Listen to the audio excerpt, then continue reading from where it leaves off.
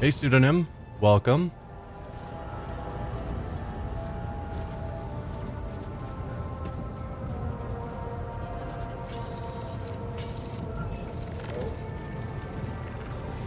Is it quiet?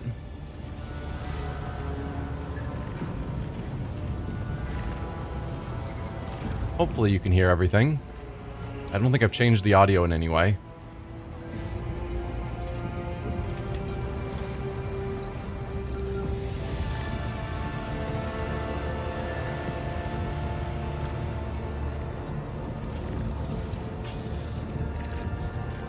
I don't know. I think all of my volume levels are still the same as usual. So... yeah.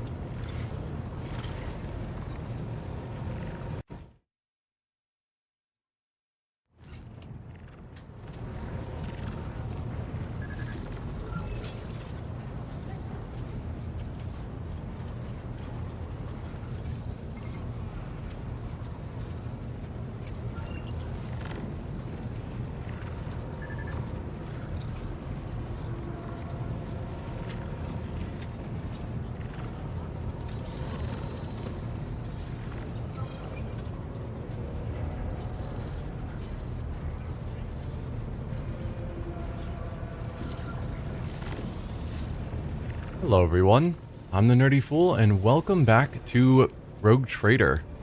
Last time we were dealing with a situation with Cabela where she was running an investigation to find, I guess, more of the Gene Stealer cult that has been in the area and eventually tracking down where they came from, I think. I'm remembering that, right? I think so. But it went a little long, and so we said we'd talk to Cabela at the start of this episode to see if she has anything to say about how that investigation all turned out. But it looks like she does not. May the Undying One shroud your footsteps from the faithless. So I guess after that, all we have is to go back to the map, see where we go now. We've been slowly making our way around, trying to get to the Forgotten Twins, I think. They're an uncharted star. Yeah, I think our goal is to get... Nameless Star, there it is. To get here to Forgotten Twins, because there's some Eldari stuff there, as well as I think we got 2 quests there. So, we just came up here. I think this is a system we've not visited. We must have just traveled here. And there is a rumor in the area of dumped cargo somewhere around here. Let's head in.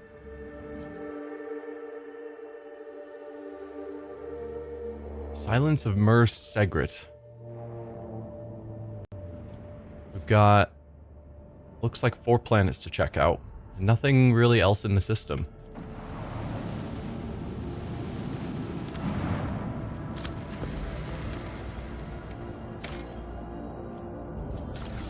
Pick up this. Ooh, We had already found a Archotech mechanism fragment elsewhere. So this will be another piece.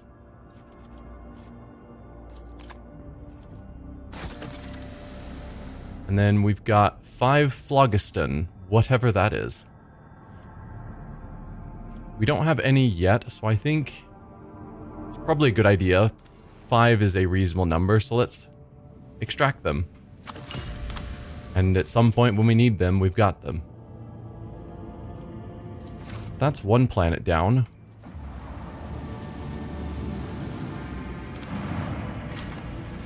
What about you? Ashworld has nothing of value. Ashworld added... Oh, to Worlds of the Expanse. What is this Worlds of the Expanse? Okay. So these are just different types of worlds. Well, no, we'd found apparently 2 of them so far. There was a world type that we were specifically told to keep an eye out for. What was that? Not contracts. Has to be rumors.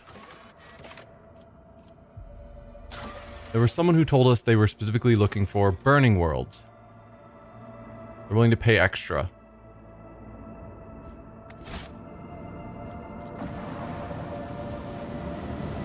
So maybe keep an eye out for burning worlds. Desert World has 4 Promethium. Have we found burning worlds? We've found 2 burning worlds, actually.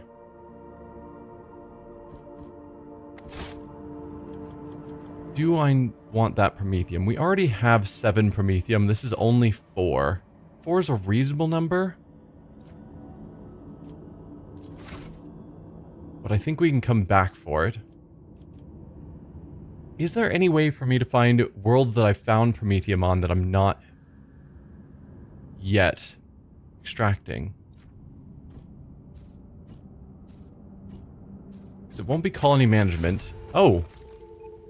I guess we've finished colony stuff. So it doesn't alert me when we finish colony stuff. I have to specifically go here to find it?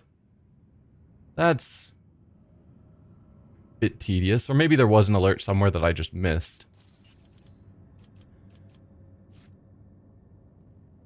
Let's see. I guess let's start another project. If we can.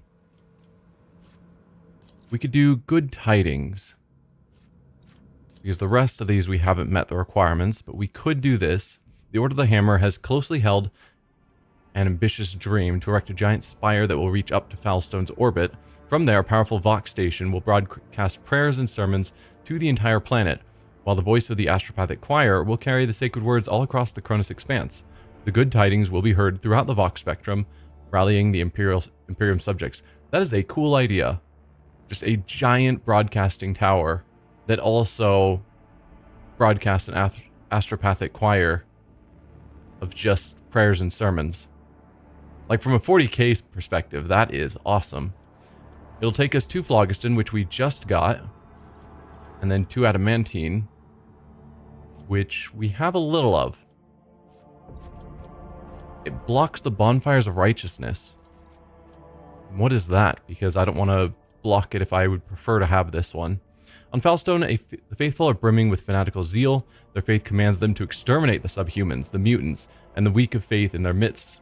Then they must travel to other worlds of the Protectorate to continue the holy cleansing. Creations of the blasphemous xenos, traces of heresy, and tomes of dangerous knowledge abound in the Koronus Expanse. Let the bonfire's flames consume the corruption. Ha! Okay. So this is just an extremely zealous burn anything that is remotely blasphemous. Xenos, heresies, mutants, dangerous knowledge. Burn it all. Boost the profit factor, which would be nice, and security. But this is going to cost us having a bunch of complacency and efficiency, which will be a while.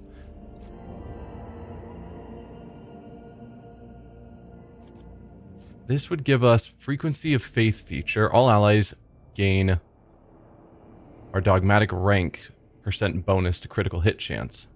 That's not bad. This would just give us a sword.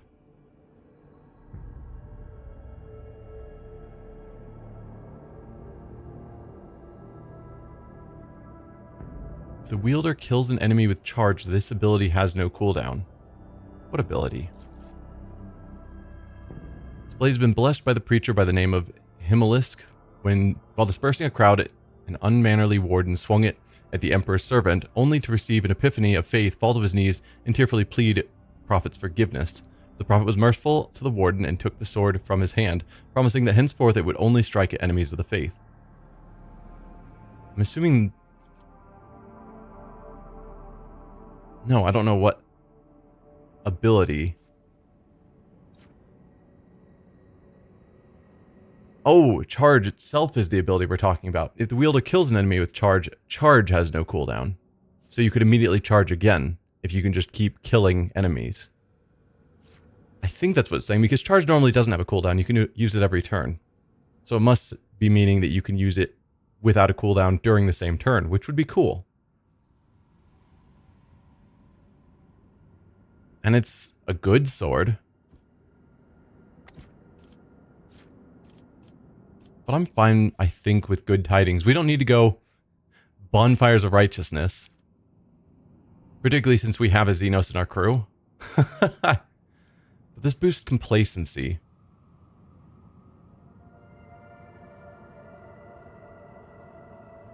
I don't know if that's good or not. Complacency for all colonies. So this isn't just for this colony. I'm fine with good tidings. What does it take to get the rest of these? Reputation, reputation, reputation. Alright, we'll do good tidings. Are these reliant on... which ones of these we've chosen? No. This one is. This one requires us to have bonfires of righteousness that would allow us to do a crusade. Oh, man.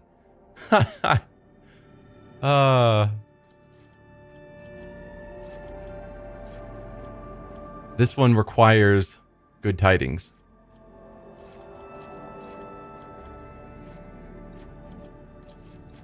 So, if we got good tidings, we couldn't do the crusade in rank 3, but we would have an option between Shrine or Indruce's Footsteps. I think I'm fine with Shrine rather than Crusade. Crusade might be the more dogmatic, like strongly dogmatic. But I'm clearly not strongly dogmatic. I'm mainly dogmatic, but also a good amount of iconoclast. And so we might go, yeah, I'm fine with good tidings. You work on that. Janus, anything from you? Yes. Secret of the Winter Scales was completed, which allows us to make something. What did that one give us? I remember there were pros and cons. Yes, we're able to make a bunch of chemicals and promethium because we stole the secret from Winterscale. But we knew that Winterscale is going to learn about it, and it will have consequences.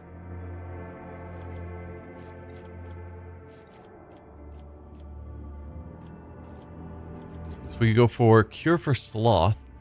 Since the grimy masses are so lazy, Wise Lord will add substitutes to their daily communion that ensure obedience and diligence. Once purified and distilled, these truly miraculous plant-based chemicals will make a commoner forget their fatigue and their purposeless pastimes, and once their body is burnt out and withered, they will simply be replaced by a new worker. Ugh. Just drug the people so they are perfect workers until they die. That feels bad.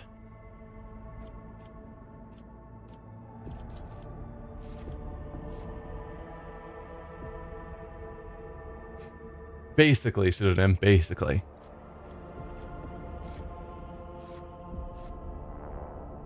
So we can't do this one until we have giants. I don't even see that giants is an option. That's weird. Maybe it was something we could have gotten if we'd chosen a different option. Or maybe Giants is available at a different location. Yeah, Kiaba Gamma. So if we chose Giants on Kiaba Gamma, then Janus would have the option of this. Weird. Reputation, reputation. Oh, and it blocks Science of Virtue.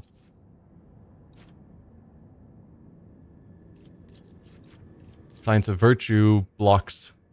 So these are exclusive. But I can't do either, so I no need to think about it. And these are going to be exclusive. And both of them are blocked because of reputation. This one is free to just do. It just feels bad. Though I said the same thing about indulgences and did them anyway on Foulstone. It costs us 3 chemicals. Of which we have 9. And then boost efficiency everywhere. I guess we'll do it. I don't feel good about it. But we're going to do it. This is 40k. All that matters is efficiency and production. We still don't need the Promethium yet, so I will hold off on that. There's got to be some way of just saying, where can I find Promethium, and have it a list of all the planets we've passed by. 2 plasteel, I don't care about 2 plasteel.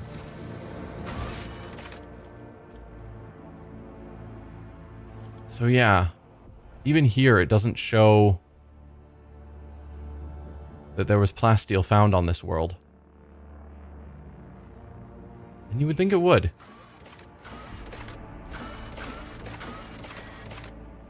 It's really weird. Or if I could click on here and have it show that we found plasteel in X locations.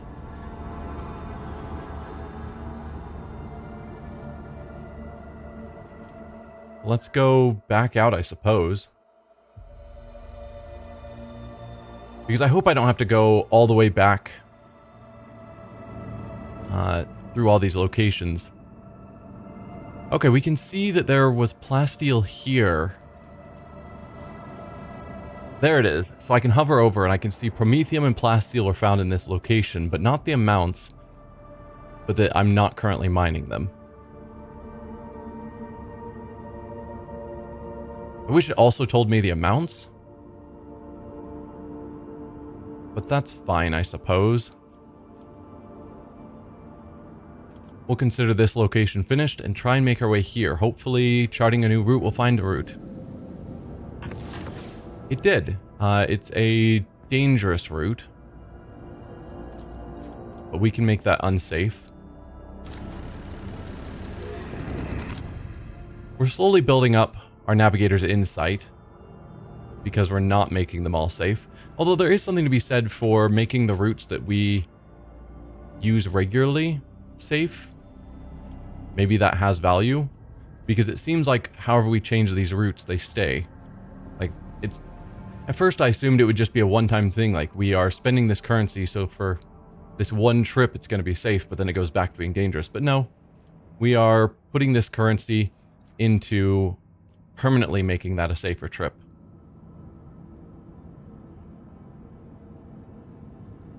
So yeah, for things that, like major pathways, maybe I should have made them safe. But it's fine. How bad can unsafe be? The warp jump went smoothly enough, although many crew members reported strange incidents while they were asleep. They sensed someone approaching them and laying a hand on their forehead. Then the hand seemed to pass through their skin, through their skull, and with tender motions it sorted their jumbled thoughts into some sort of order. After the strange incident, Jay Haidari was uncharacteristically somber for almost 2 watches and spent several hours in the ship's chapel praying. We don't know much, or Jai, I guess. We don't know much about Jai, since we haven't taken her out with us much. And her story hasn't continued in any sort of meaningful way. The Imperium released us from its grip this time. Langren's belt. This might be where the dumped cargo is. Or it might not. We do have pirates. Drifting cargo. Well, that's probably our dumped cargo. We'll scan the planet first. Unsafe lets you get side stuff. That's true. I mean, presumably we could say the same thing about dangerous and deadly, as they allow side things to occur. Though I think those... I don't know what happens if we travel on a deadly route. How bad it could get. Or if unsafe has... If unsafe has the same potential outcomes, but just less likely that they're bad.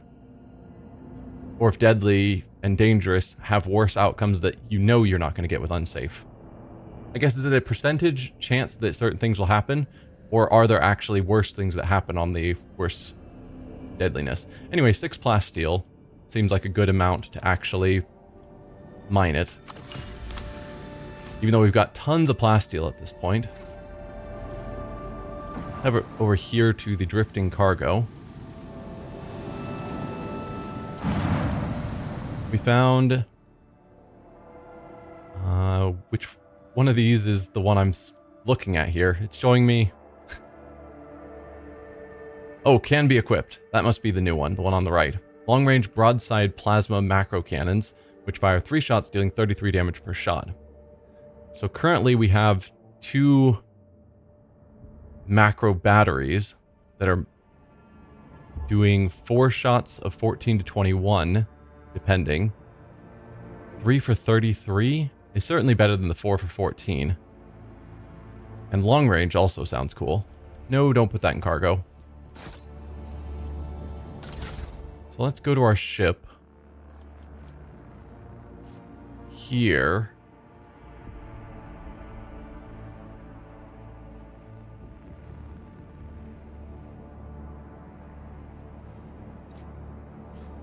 No. Here. There we go. And we want to replace the 4 for 14. Which I'm guessing is you? So 3 for 33 and 4... No, that's 4 for 14. Come on. We want the 4 for 21. Wherever that one went. Here.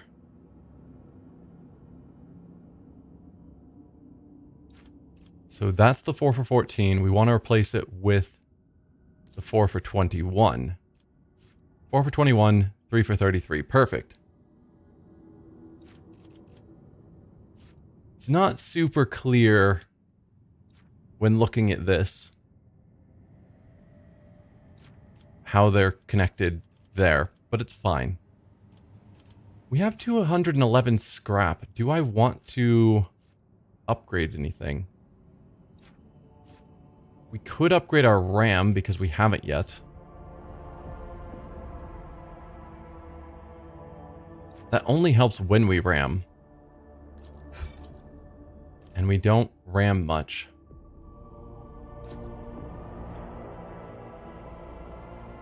I'm willing to put a little bit of scrap into it. Since we can downgrade for no loss.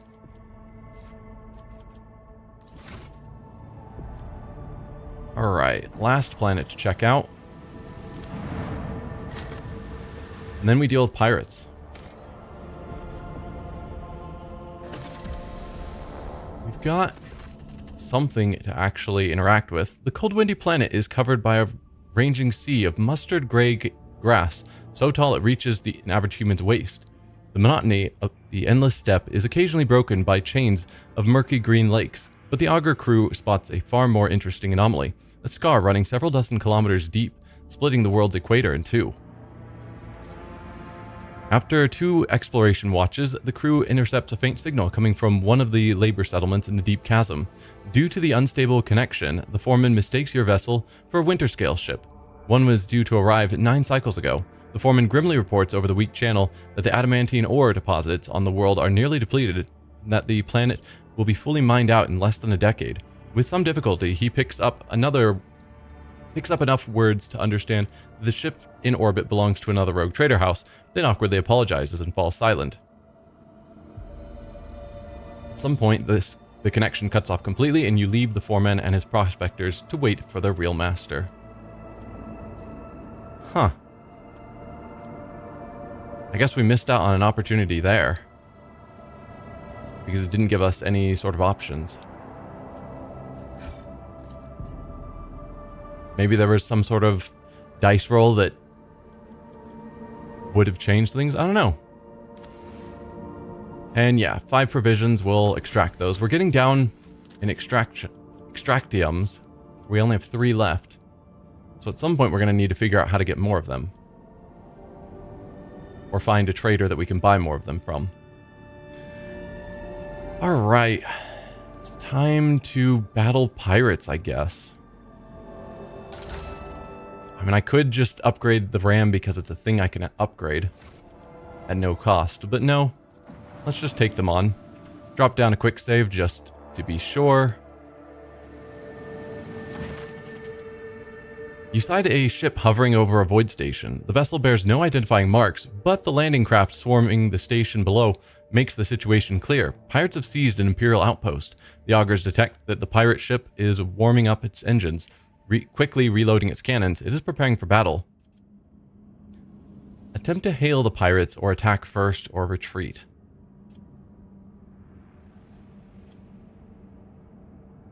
We could talk to them just to find out what's going on before we immediately attack. But we're probably going to attack anyway. Oh, speaking of pirates, I found out from a YouTube comment about that previous event that happened a while ago, where we saw pirates with a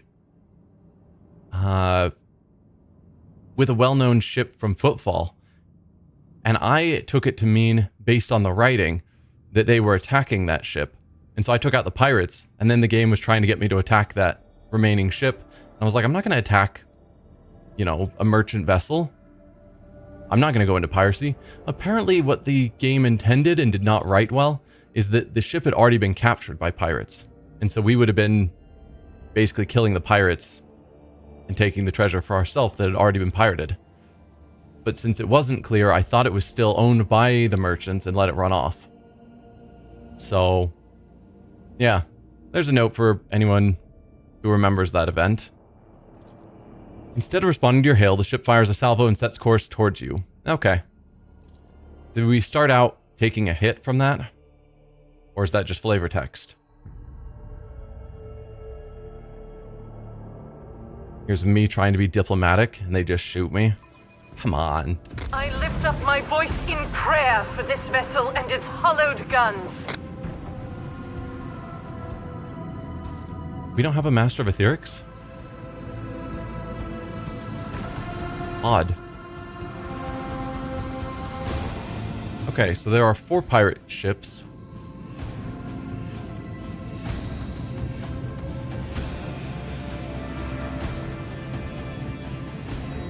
We can do... Okay, so that's what they're calling long range. I guess it is a longer range. Sadly, this ship is outside of the range of our main cannon. If I move forward a bit, I'll have you in that shot.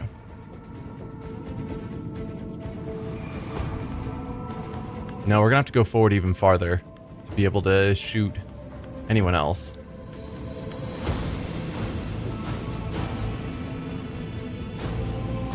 What if we did go all the way to the end?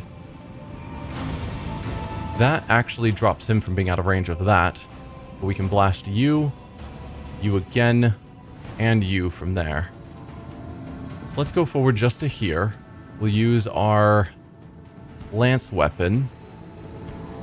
Blast you. Fire the lance batteries! Then there is always the option of ramming, but no. Then if we move forward to the end, right? Yeah.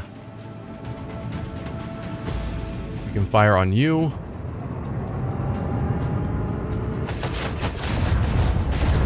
Oh, you are nearly dead. That sounds great to me. Leave their hull strewn across the star! Goodbye. Another salvo! Changing course, disengage. Let's live to fight another day. Too late for you. Annihilate And them! let's throw out our torpedoes. I'm good with that for our turn. Running away, just like, nope. Mistakes were made. Get back here, you coward. Okay, so they are all moving to the right, so we can start turning that direction.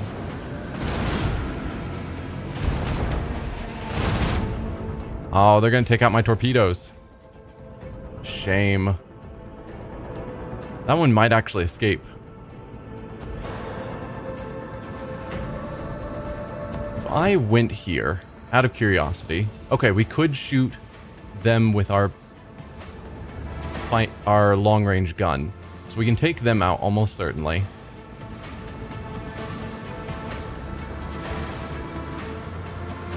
So then if I go here...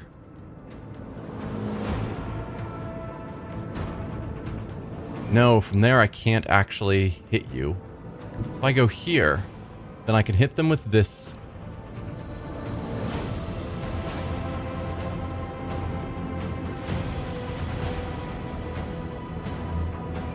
How do I want to do this? I think I'm fine with shooting you here. I'll just ignore the torpedoes for now.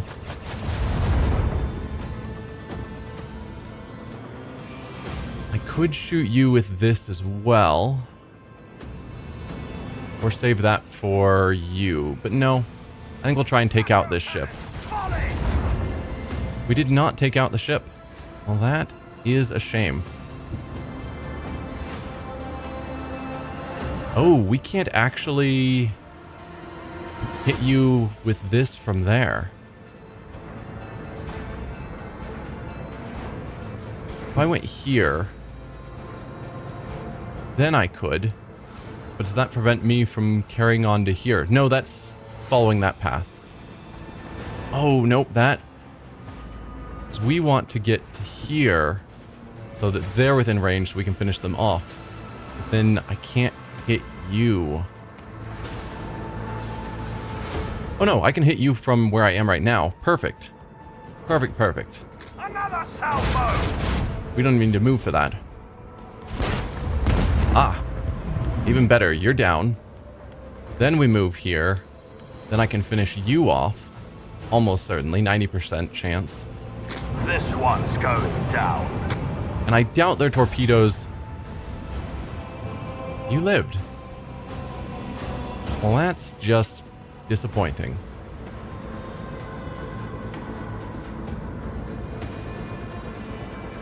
Extra range, new heading on a turn. Torpedo control, swing run.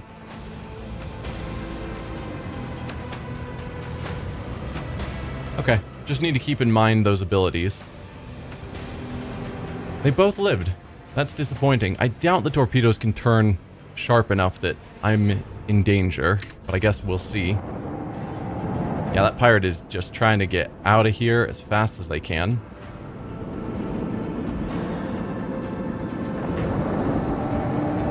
Both of them are just running.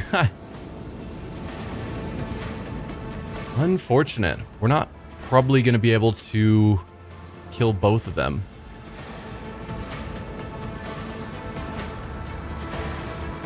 If I went here, I could hit you with that.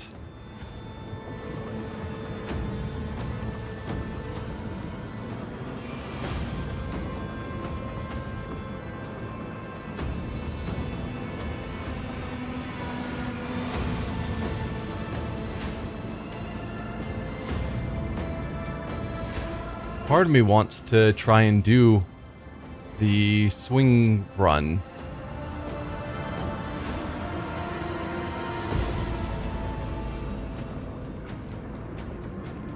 But if I did that, that would put us about here, which is nowhere near far enough.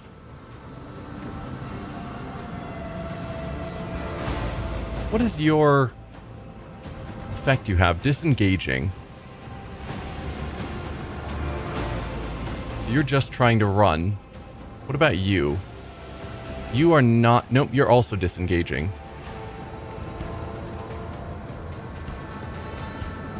No, so if I want to hit you, I can't do the swing run. I've got to go all the way. Then I can hit you. Arguably, if I was like back here... No, I'd have to be here.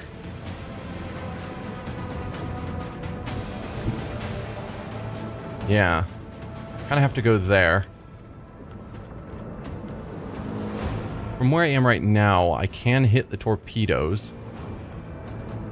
And if I did the extended range with the augers, I could probably hit them with that as well. So we'll start out taking the shot. Just try and take out the torpedoes so I'm not worried about them. Did you miss with basically every shot? That's disappointing. Let's do the auger array, so then we can hit them with this. Fire right now! Wow. We do not have good shots, apparently.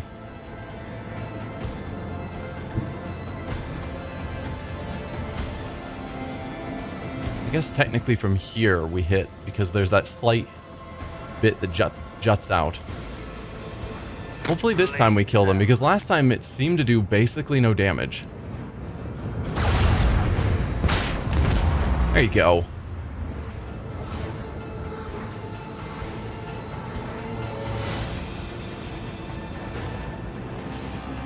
We'll just end our turn here.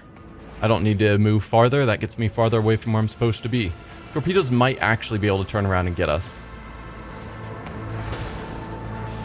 I guess let's put out torpedoes so that maybe we can hit them, but I doubt it.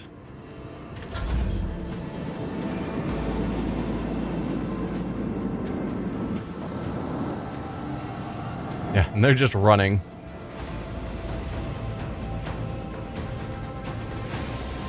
Alright, torpedoes.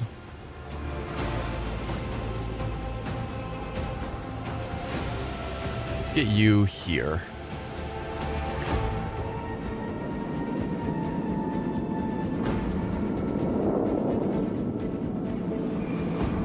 And turn. We can use Argenta to move the torpedoes again. Just get them a little bit farther ahead.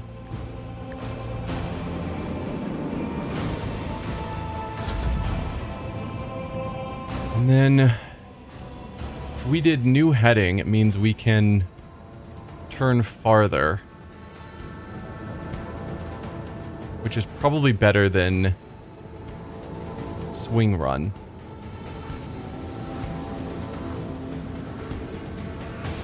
So new heading.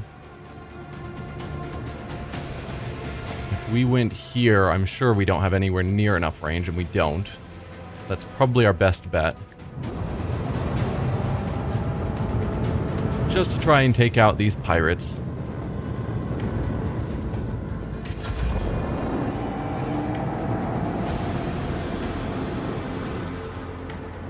Alright, torpedoes. Send you... I think there. Feels like we're closing in on them.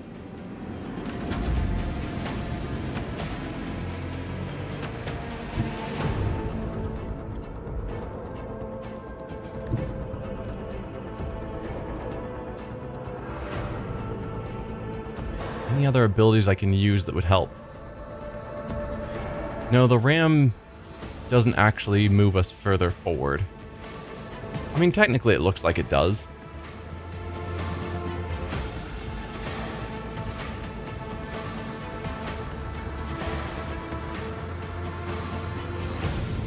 Flagship is then slowed and unable to move. No, so I don't think ramming would actually help us.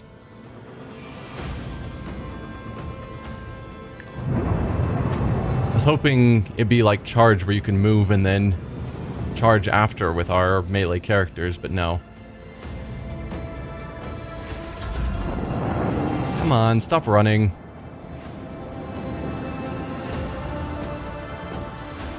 They pale before Ah. our mastery of the void. Fine. Well, we ranked up to rank 3, so that's nice. And then we got 2 trophies, of which I can't... It's not just showing me what that one is. Okay, and 62 scrap. Ancient machinery and something. Let's level up. I'm still not used to the ship leveling up.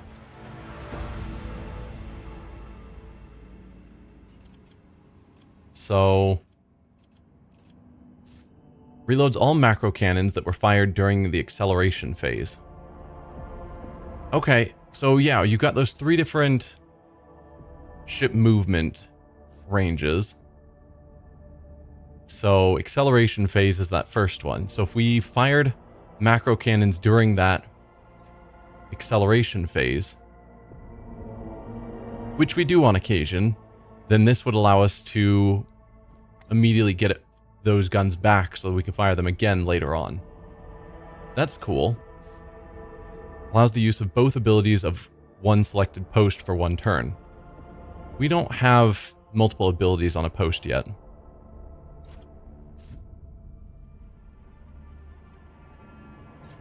And does it tell me what post these are for? Reinforced shields. The chosen sector of the flagship's void shields is reinforced until it suffers damage. Has an increased chance of absorbing enemy attacks and loses only half of its strength when absorbing damage. Neat. Shallow warp jump in a forward direction. That's cool. That's a definite maybe. Shield pulse. Are we gonna... yeah, we get to choose 2. So I'm definitely leaning towards that. Overloads the enemy shields, redistributing them with the weakest side facing the flagship. If the enemy has a hollow field, it loses several of its charges. Pulse can also negatively impact other xenotechnology. It expends 25% of the flagship shields, so it weakens our shields to wreak havoc on their shields.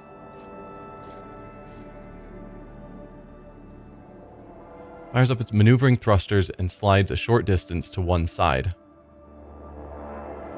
Oh, that's also a weird option that I don't know how often it will be needed. But probably a good one to have when I need it.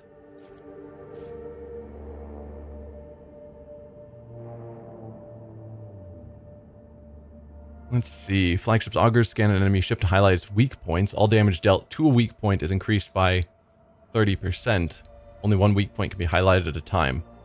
So that's like our assassins finding a weak point. But we are nowhere near as maneuverable in our ship to be able to actually target that weak point. It'd be basically luck. Right, and then this one where you forcibly turn an enemy ship, doing tons of damage as you do so.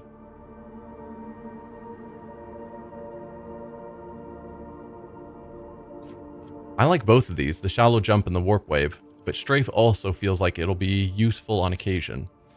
Do any of our posts have those? Why do I not have anyone as a master of ethics? Looks like Cabela would be able to do it just fine, and so would Adira. I think I actually would have had Adira in that post, given her skill.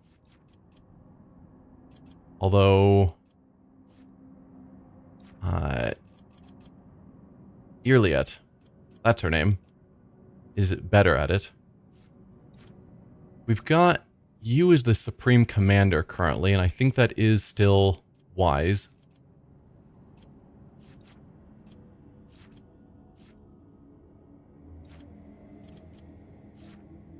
Yeah, I don't know what happens if we choose an option for our ship that our commanders don't have. Just looking at the skills to make sure we still have the best people in each location, because we set them in place quite a while ago before we got several of these party members.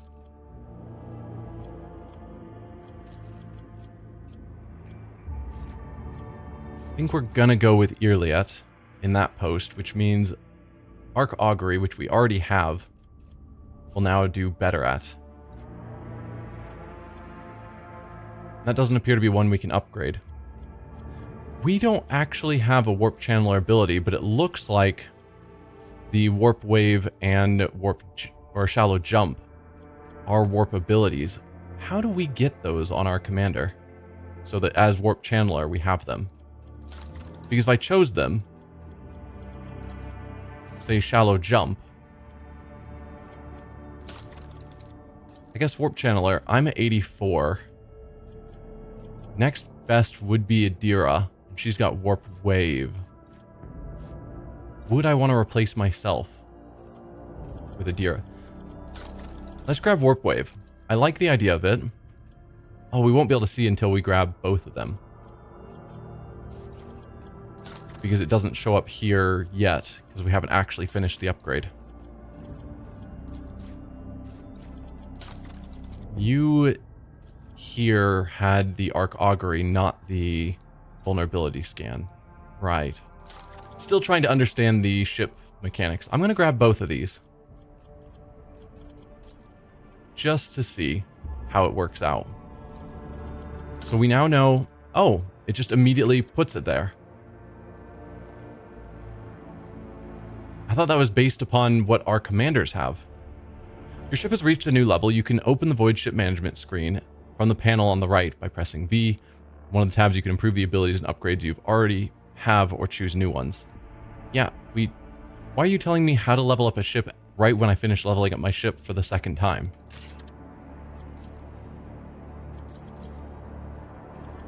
So now we have those options available.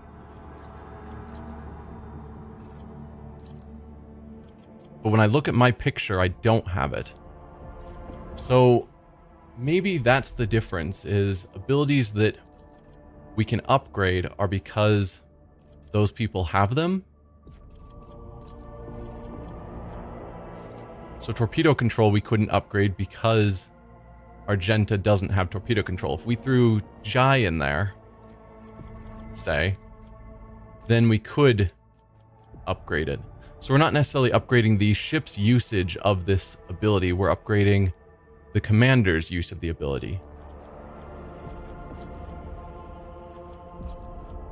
So if we wanted our shields, having him there, we'd want to have this ability available so that we could upgrade it to be better. Typically it seems to be just reducing the cooldown, but not always. So we can't upgrade either of these because Ignatius doesn't have them, and I don't know how to give him these. Just some people have them and some people don't. I'm shocked that Ignatius doesn't have either of them, because he is a very warp-focused psyker. But whatever. We also got a new component. Sort from newest to oldest. So is this what we just got? I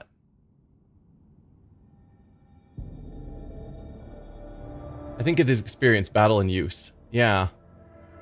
So we could put another long range, 3 for 21. It would replace our 4 for 21. So we'd be doing one less shot but have slightly longer range. The long range didn't actually seem to be terribly longer. So I'd rather have the extra shot, I think, in my mind. We did actually take some damage. I didn't think anything made it through our shields, but I guess it did. So let's spend 7 scrap to repair, because I like always being at full health.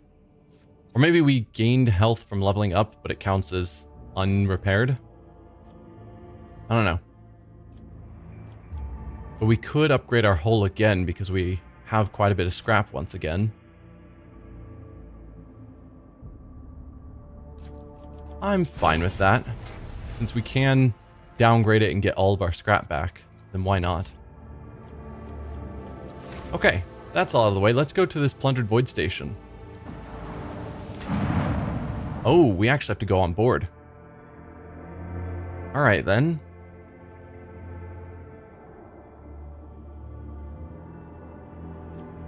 Who would I want to take? I think let's drop Argenta and bring in Irliet.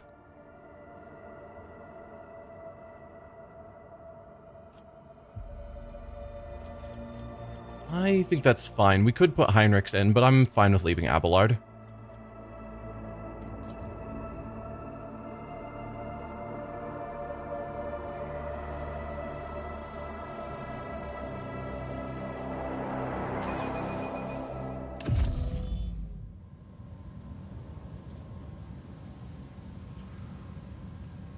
I guess let's look around and see what we see. Watch out.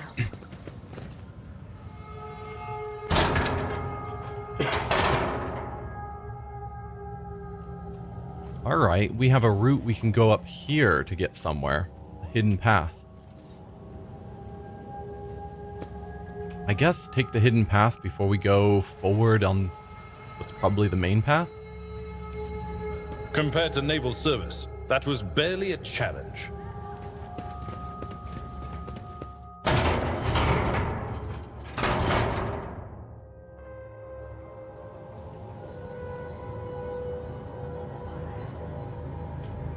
Okay. Feels like there's something scratchy in my throat. This takes us to the same room we would have gotten to before. We're getting there from the top. I would have thought some of this would have been lootable. But I guess not. Follow my lead! Alright, sellable stuff, and then you. Ranger's Visor grants plus 10 bonus to ballistic skill. Well, that's good. Oh, and it's Eldari equipment, so this specifically is for Iliad. Well, how about that? So she currently has a bonus to hit chance and crit chance. Is a plus 10 ballistics better? Probably. I'm fine with that. I won't tolerate weakness. Oh, I should probably look at our formation since I never think about it, but I just saw that Irlia is in the front, and that seems wrong. So we'll put Pascal in the front. Irliet can be in the back. There. That is a much better marching order. Okay, we've got a bunch of people. Slashers, gunners. So these must be the pirates that we would have seen earlier, or that were attacking. I guess let's put Abelard. Or do we send Cabela forward, since there's a group of them? No, we'll send Abelard Marching on. this way. If we pause and say, Abelard, you start moving that way. Everyone else, you start moving down here. Then at some point, combat will trigger, but we'll have already started moving in useful directions. Submit and you'll die quickly. Cross them. Okay. So Abelard, let's... Where are you in initiative? Actually pretty early. We've got this enemy, whoever they are. So those thugs. Who is this that's ahead of you? It's 3 enemies that we can't see. Oh, these guys. Perfect. So Abelard's going... Why are they fighting? Because they're pirates? This is a plundered station, so... I want Abelard to charge. And then... Cleave? Maybe? So that'll be his plan. Although, part of me is thinking that maybe we should have put Pascal, because he's got that crazy burst attack. So maybe he could have just killed all of them. How much health do these enemies have? No, they have a good amount of health. 70, 78. A bunch of 21s. 239 on Ulas the Slasher. You're gonna be a problem.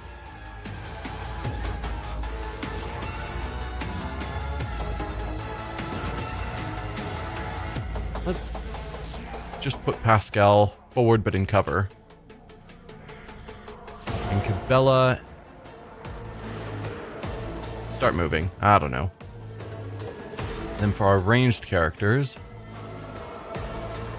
no great cover we can get to. So I might just have them ready to move forward to get into cover. You can actually go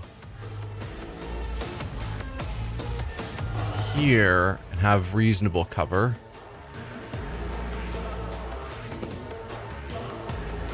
Irliet. Ooh, she can actually get all the way to here and start out in cover. Ignatius can probably take this half cover. I'm fine with that as an idea. Yeah. We'll call that good and start the battle there. So Cassia, let's go with our front line being here. Just to help out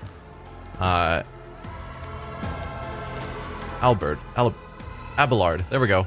His name was escaping me for a moment awkwardly.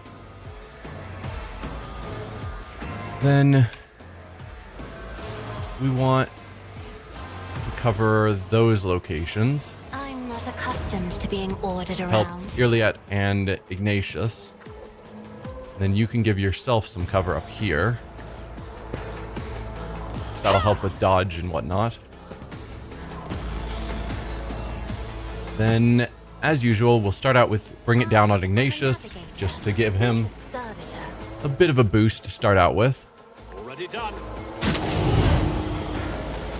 Ooh, he can move?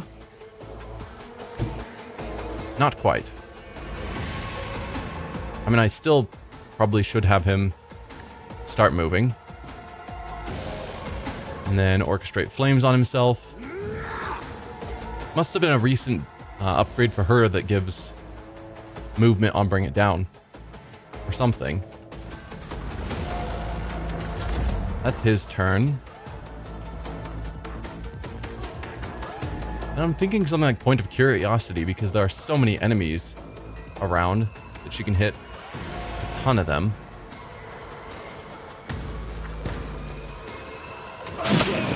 Yeah, there we go. And then Touch of Anger. So they all want to fight each other. Me? If you insist, Lord Captain. Nice. Seems like a good turn. Alright, Irliet.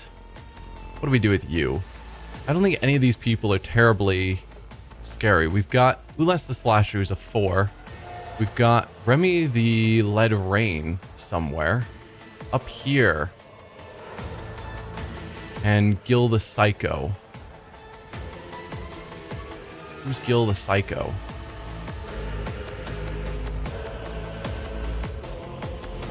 Over here. Well, we'll have you mark as prey Remy the Lead Rain.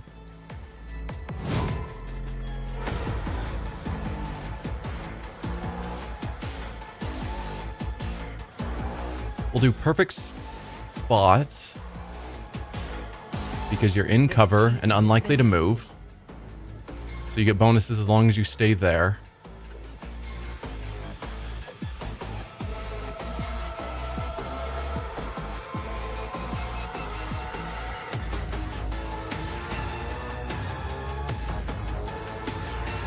So if we do Cull the Bold and Piercing Shot. Now, if we did one of them, then we would still have an AP for In My Sights for next turn. So which is better? Cull the Bold? I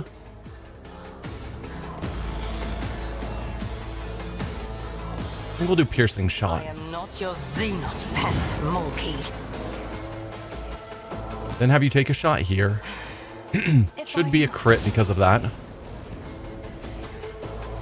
And I think it was. 1 AP left. We will In My Sights on him. I am not your xenos pet, monkey. Show me what you've got. Wow, you guys are all just wanting to run up to Pascal? Let's get to it. Oh, they all want to go after Pascal. Ow. Ow. Alright. Cabela.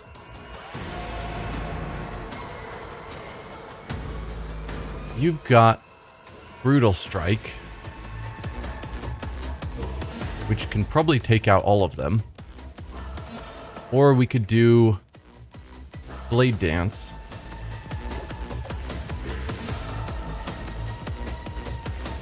For the same outcome, more or less.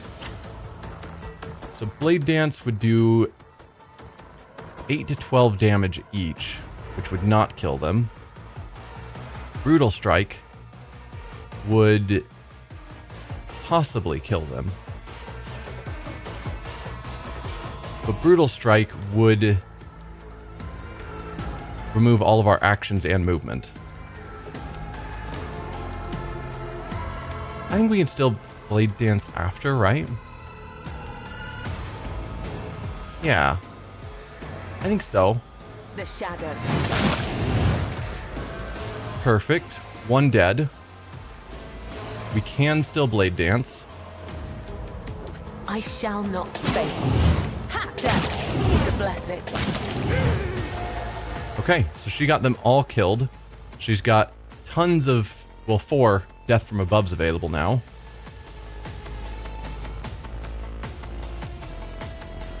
So let's jump here. Honor ordains.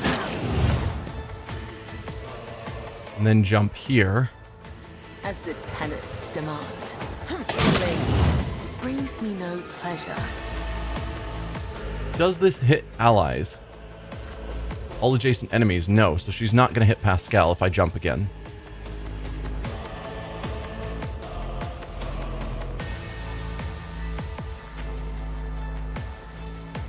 As honor or death is a blessing.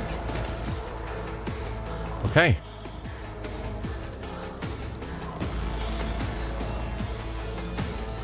Then I guess we can try using Danse Macabre just to get you into some cover.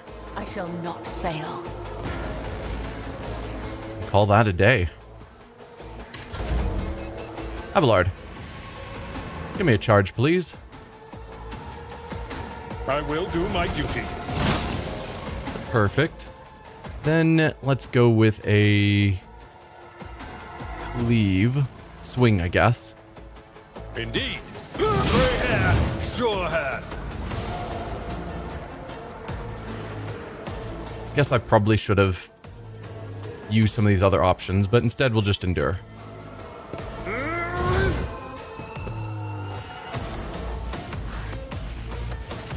Here we go. Alright, Ulas the Slasher is coming forward. Let's get to it. Oh, you guys not wanting enemies up here with Irliet. Time to slaughter someone. Out of my way.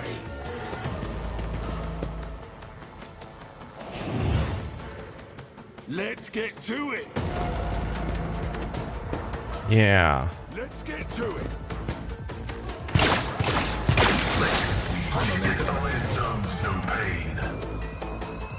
Alright. We could have Pascal take out all of them, probably.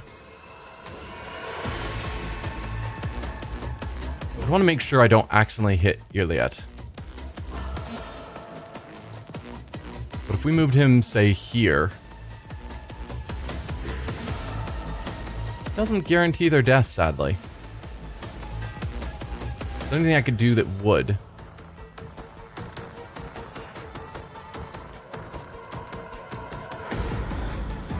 Reckless Abandon would increase his damage a little. None of them are suffering from ongoing effects.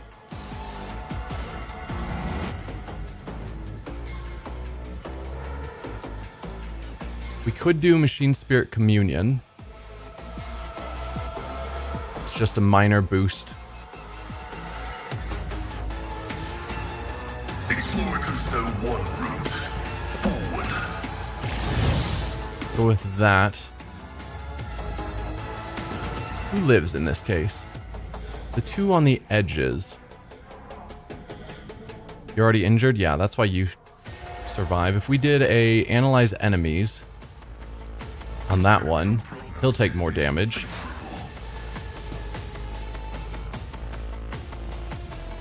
Reckless Abandon doesn't actually cost AP. So we'll take it, even though it's getting our health down more than I would like. And let's see what that does now. There we go. That's more likely that it'll kill the others.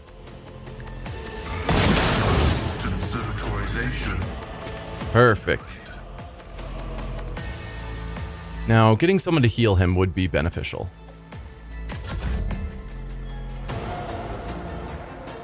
I thought we had cover here, and we don't anymore. Not sure at what point the cover disappeared, but it's gone now. Let's move you there.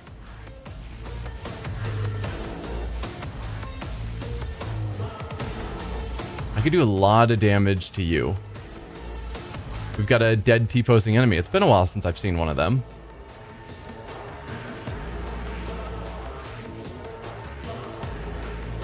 Of the bosses, we can see Slasher. We can see Remy Led Rain. Can we see the other boss character? Gil the Psycho, we cannot. But that's fine. Let's light you on fire. Nothing of value has been lost. Oh, and it just killed that one. Perfect. Then we'll do a run and gun. And then we ignite you. No. You. All too easy. Perfect. I could do orchestrate flames on one of them. Probably you, because I think Remy Led Rain is going to die soon. Nothing I can't do. So you'll stay on fire. And then let's do an inflame. Already done. Perfect. So you guys are taking a lot of fire. And that one just died because they were already on fire. And that, I think, is the end of Ignatius's turn. Once we get back to Cassia, she'll give it another turn to Ignatius as usual, and he will win the battle. I could run forward again. I'm worried that this Slasher guy is going to get up to us. But I also don't want to stand using this red barrel as cover. So... yeah. I think we'll just stand here and hope they don't have quite the movement, but they probably do. Here we go.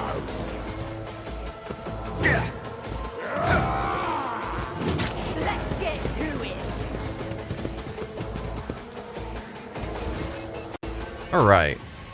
Let's start out with adjusting where our rear is. Do I do that? No, because we can't get both of them into a single location. So maybe we move the back line to give dodge and cover. And we put it in a place that it will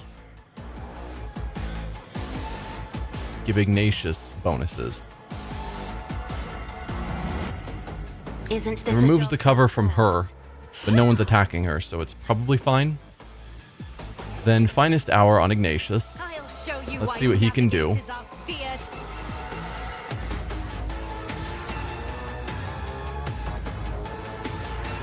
So we could just, Melta to finish him off. We might even finish you with a single Melta if we rolled well on the crit.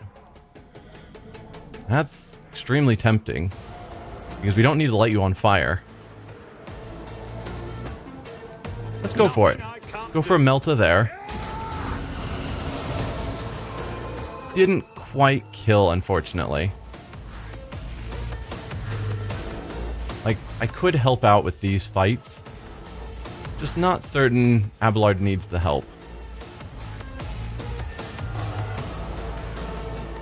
All these guys have no health, so wasting my attacks there feels pointless.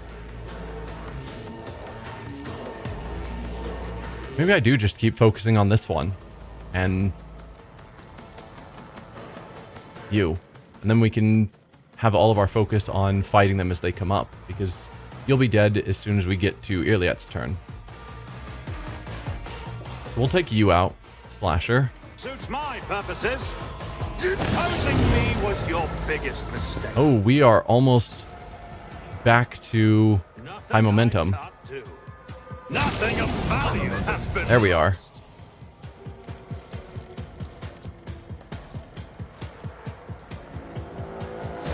Okay, I can hit any of them. I can't hit any of you, it seems. All right. too easy. You didn't stand a chance. Did I kill both of them? Yeah, that one died just due to the side damage. Fantastic. Not a problem for me. Opposing me was your biggest mistake. Alright, do I inflame again? Well, we can do Revel and Slaughter, so if I wanted to run and gun, I could.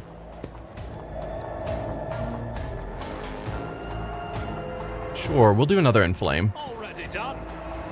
That'll hit you again. Perfect.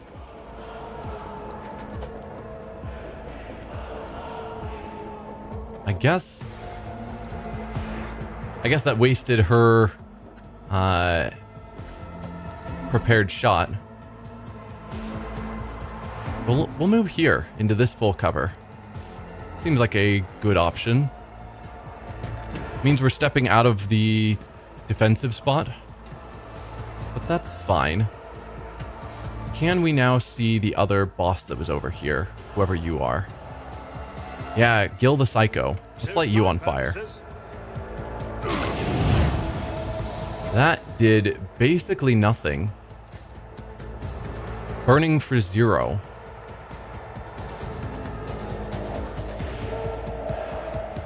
And we keep rolling that we're not using the action point, which is fun. Well, I could kill basically all of them with this firestorm. All too easy. Come before my might. Okay, and that actually damaged Gil.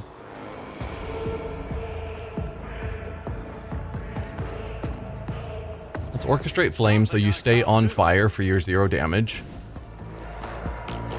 Suits my purpose. Run and gun, which will allow me to ignite you again, and hopefully this time it'll leave lasting fire damage.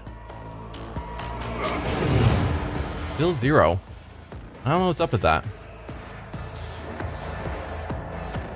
But whatever. Back to Cassia's turn.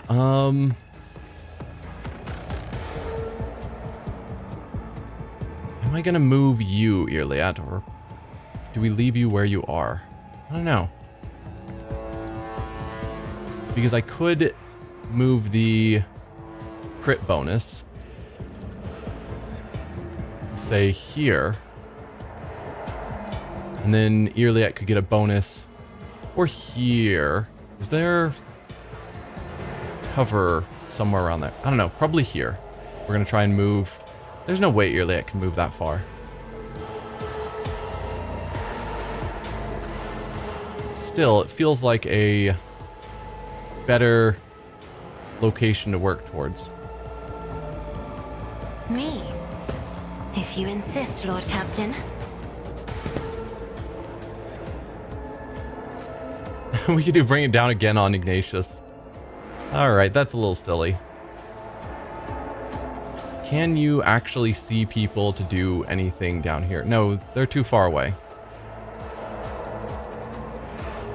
Does this force them to fight other enemies? All enemies pass. If they fail, they immediately attack their allies. Okay.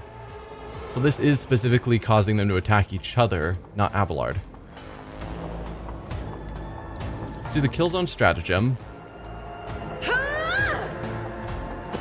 Because that's useful. And then we have them all fight each other. Isn't this a job for the serfs? Aren't they supposed to be attacking each other? Why did they get free attacks on Abelard? Immediately gain an extra turn where they attack their allies. Instead, they all attacked Abelard.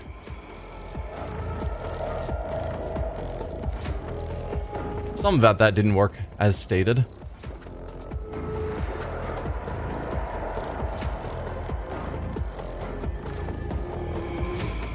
Do I have her start moving down so that she can get more involved in the fight?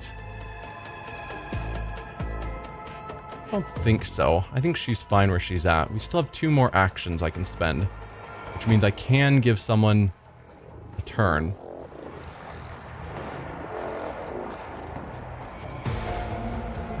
Or we could do voice of command.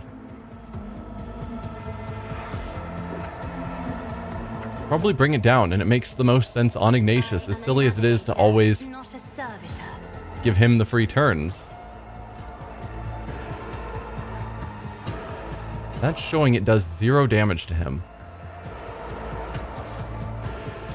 Why? I mean, Firestorm at least did something before.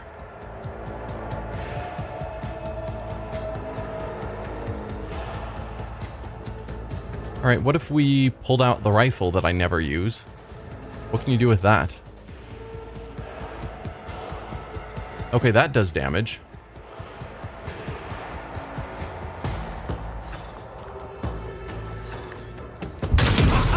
Another clean strike. Okay.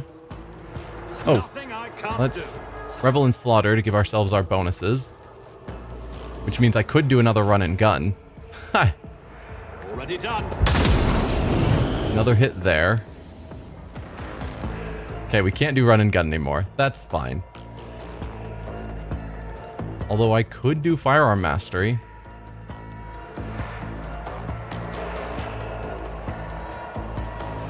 I'll bring glory to my bloodline. All too easy. Not sure why you're so immune to damage, but whatever. We'll move over to here, which will leave that spot open for Irliet if she can make it that far. We do have another shot, but no one we can see besides these guys, so I guess let's switch back. No, we can't do ignite. We can just shoot.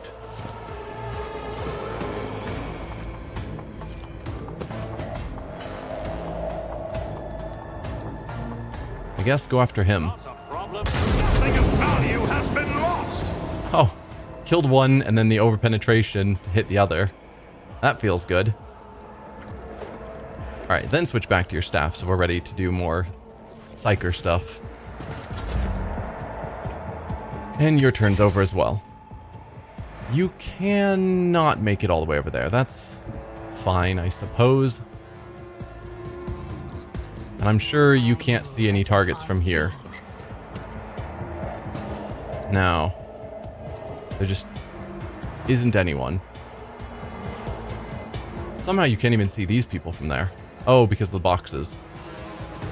So your turn's kind of just wasted. Feels bad. But it is what it is. Cabela. Wow, you can run far.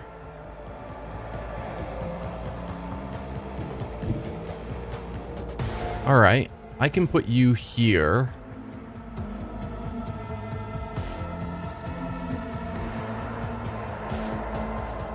Then have you do a hit on all of them. Sure. Run all the way across the map.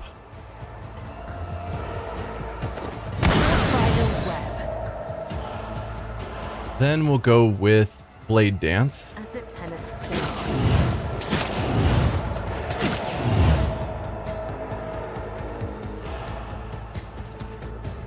Then jump to here.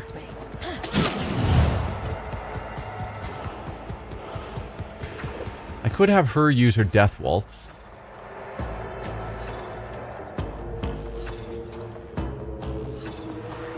Let the blood of the wicked be shed as thou hast willed.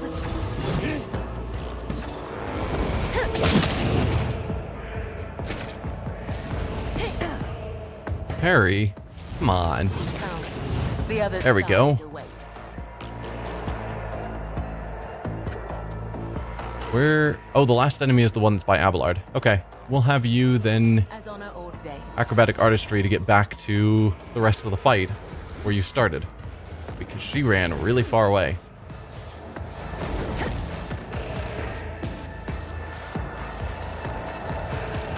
Yeah, it's just like, okay, we'll go back to other people's turns because it's taking too long. Just zoom the map back over. All right, that's the end of your turn. Love the big sword. Yeah, she's putting in good work. There was a while there that I was thinking she was not keeping up with the rest of the team. What's this 100? Her base lethality has gotten up to 100. Okay, whatever that means. My ears are ringing. All right, Abelard, finish them off, please. Victory is in one viewer target. Oh, I guess I again should have gotten all of our buffs. Let's do a reckless strike. And sworn enemy. I can't charge, sadly. Oh, yeah, you'll be the sworn enemy.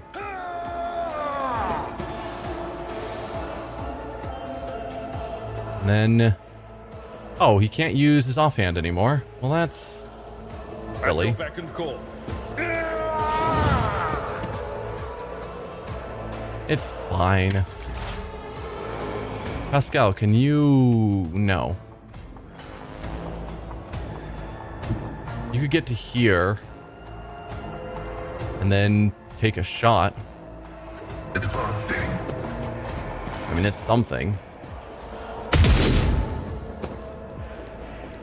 Almost forget that Pascal even has a long-range weapon. Curse you, miscreant! Alright. Time for you to die. Nothing I can't do. There we go. Hotbed of Xeno Heresy. Rumor.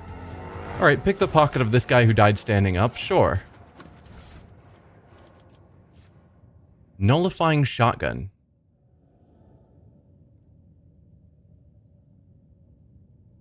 Okay. Drukhari weapon proficiency. It's a splinter pistol. Does additional toxin damage. Not crazy about any of that. I think we can just send all of that away. Power mulls. Probably not. 7 to 10 damage is just not amazing.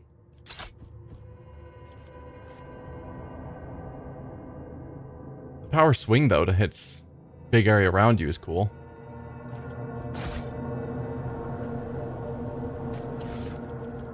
Collect all of that. Anything else we're missing? Probably. We need to go back into the other room.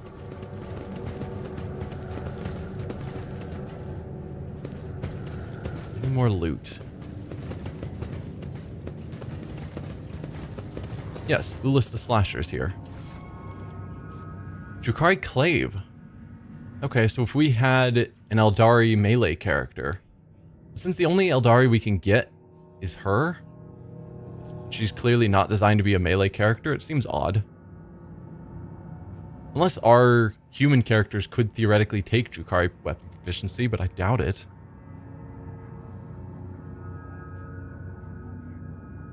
It's a reasonable weapon, but we don't have anyone that's going to use it. Heavy armor proficiency, 55 armor, deflection 5 is pretty good. +2 deflection against area attacks, more fellowship, minus dodge. I'll have to see. I think Abelard's the only one who can use that. How's that compare? Less armor, more deflection, same dodge. +2 deflection against non-human enemies versus +2 deflection against area attacks. We don't really fight non-humans or area attacks very often. 5 more wounds is nice. 7 fellowship would also be cool. And a penalty to dodge. I think I'll keep him with what he has. So we'll just add that to cargo.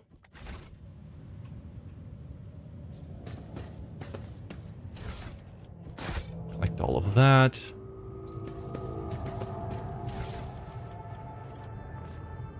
Bolt pistol, I don't care about those. Unstable flamer.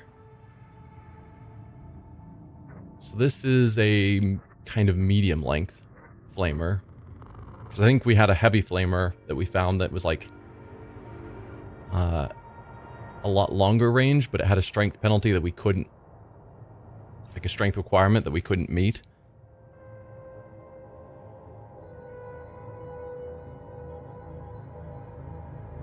So stream or big spread. I like the idea of that one. I think these will move over. We'll take the flamer to at least check it out, and then the gunslinger's helmet grants the wearer ranged attacks plus 2% damage. 2%'s not crazy.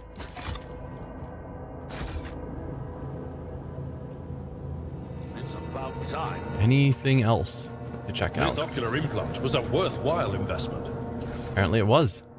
Hardened chain axe, which is probably better than his base chain axe he has. And then more drugs that I'm never going to use. Increases the user's resolve by +2 for every level of iconoclast, while decreasing all characteristics by -10 until the end of combat. Ugh. Resolve is nice, I guess, but -10 to all characteristics for the whole combat? I'm not liking that. You've got chain axes. How does this compare? Oh, you have to be heretical to use it. Then never mind. We'll just add that to cargo.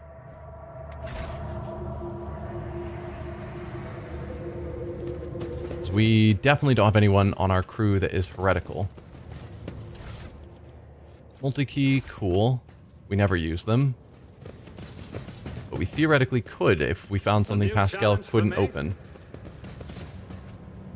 This is where we came in. So yeah, that's the whole station resolved.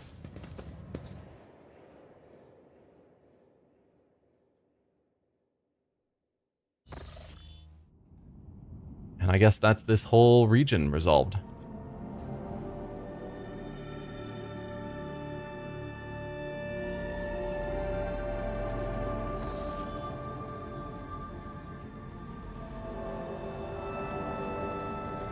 So then we're trying to get down here to the Nameless Star, to the Forgotten Twins.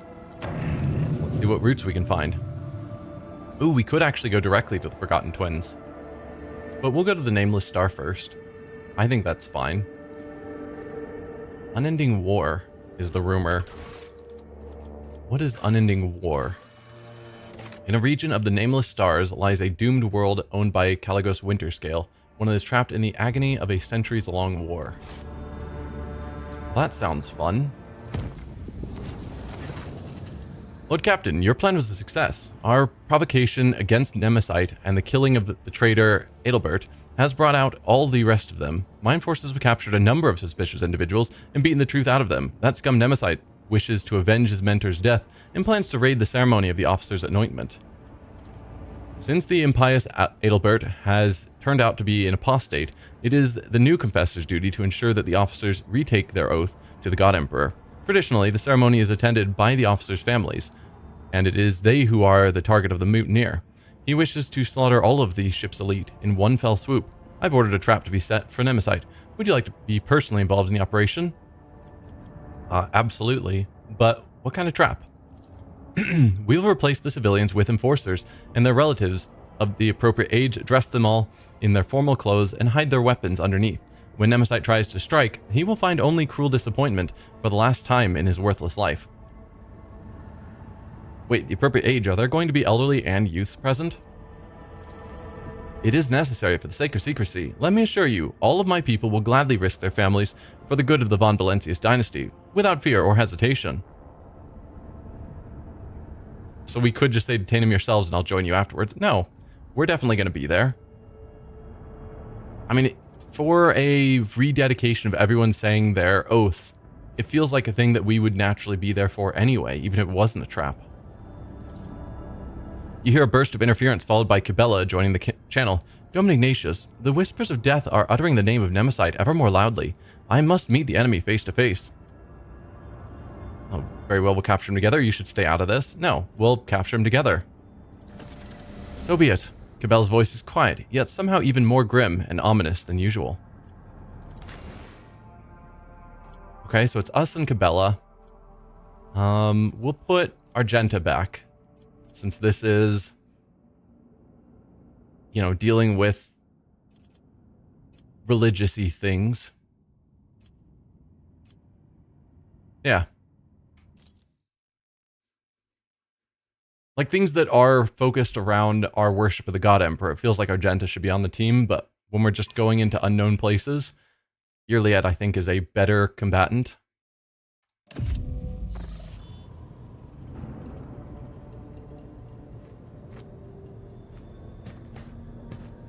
Well, this is a very different chapel. It's very fancy. The rows of disguised enforcers are listening to the confessor's words in silence. All around you are Sauerbeck's chosen people, each dressed as a member of the officers' families. Close by, a kindly-looking old woman is fumbling with a starched handkerchief. I was going to say handkerchief, but that's clearly not that word. Catching your eye, she smiles with a mouth that is missing half of its teeth, then whispers, "Everything is going as planned, your lordship." I mean, don't break character. Hello. Look at the participants in the ceremony, and who might you be, Madam Matriarch? So why would Sauerbeck entrust my safety to someone so advanced in years? Or I'm bored, perhaps you might amuse me with a story. Let's look at the participants in the ceremony. The facade is holding, with everyone placing their roles perfectly. The Master-at-Arms must have instructed them thoroughly and shown them how best to conceal their weapons. All of them are wearing their best, and even you cannot tell where they are hiding their armaments. And who might you be, Madam Matriarch? Belinda Trofgold, Lord Captain, transferred from the Enforcers with the rank of Senior Lieutenant to the staff of your Lordship's quarters on account of my age and declining health. But as you can see, there's no such thing as a former Enforcer. A friendly smile stretches across her bloodless lips. So why would Sauerbeck entrust my safety to someone so advanced in years? I guess the Master-at-Arms remembers how Belinda used to be the best shot among the Enforcers back in the day, and knows that my eye and hand have not diminished over the years. I spent 40 years on duty, and to this day I can tell if a man is carrying contraband in his pocket, just by the way he is walking. I'm grateful to Mistress Sauerbeck for the honor. I don't want to die in my bed. Let me fall in battle defending the Lord Captain and crushing traitors. Belinda gives an imperious yet absent-minded nod and dabs her eyes with her handkerchief. I mean, I hope you don't fall in this battle, because it would be ideal if this was very one-sided, where we just win. If a lot of these people end up dying, then we made poor choices. Do you believe Nemesis will fall for our ruse? I mean, probably not if we keep talking about it out in the open. Judging by the way that the serf in the back row keeps glancing around, our Nemesis has swallowed the bait just like the void rat he is. The porridge will hit the fan any moment now. A most benign smile crosses her face. The ceremony comes to an end, the vows are given, and the forehead of every officer is graced with the touch of the confessor. Now comes the moment for the closing prayer. And may the God Emperor... Arabella. Okay. Arabella sounds female. And I guess they have been neutral, but I guess looking there, I assume that was a male. And may the God Emperor protect us. The loud and menacing voice booms through the hall, cutting short the sacred words. But not today.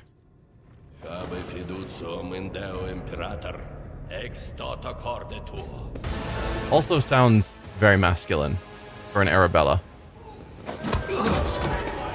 You cannot stop the angels, faithful! You have 3 arms. Oh, come on, people. We were planning this trap. Why is everyone dying?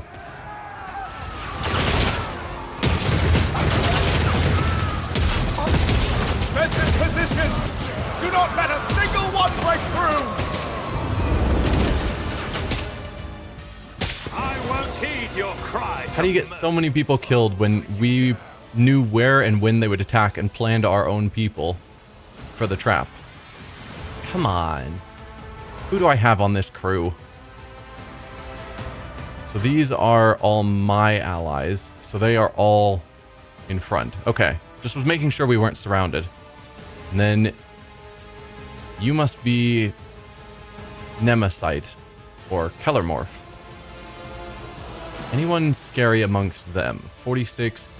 I mean, you have 91 health, Insurgent. But no, they're all pretty weak. 484 though. What do you have going on?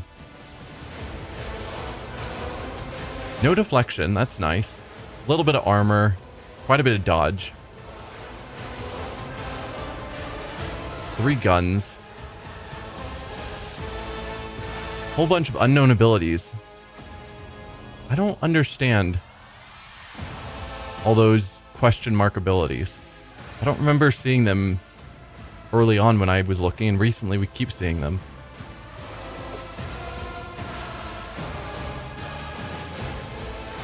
Alright, where do we move, everyone? Abelard, where can you go? Not a lot. Might move you here so you can start moving down the road that way. Pascal can go anywhere, as always. Even directly to confront Nemesite. Might do that, or I might have him... We're probably going to have Pascal go there.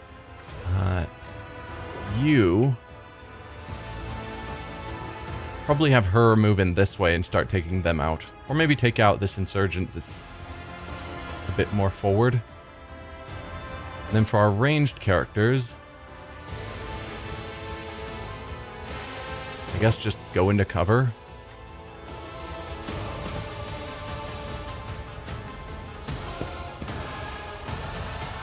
Sounds reasonable to me.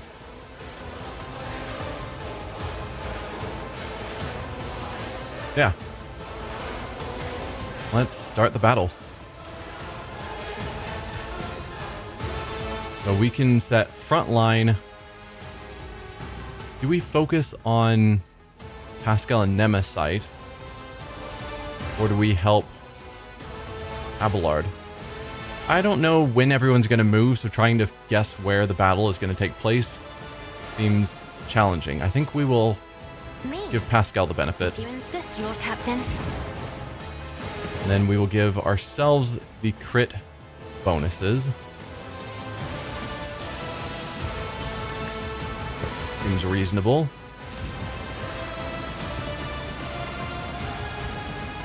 Bring it down on Ignatius just to get things started. Already done. There. Orchestrate flames.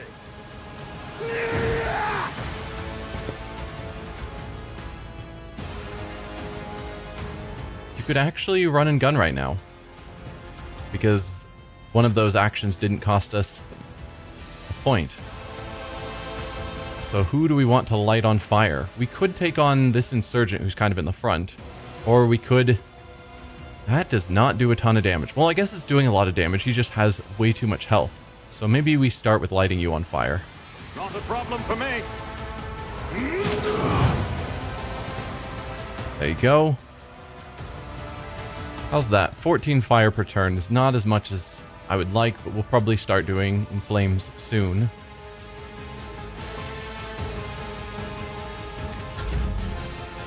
Alright, back here.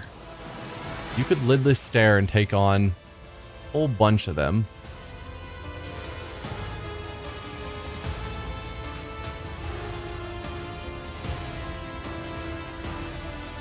You went here. You are getting that insurgent and missing Ignatius.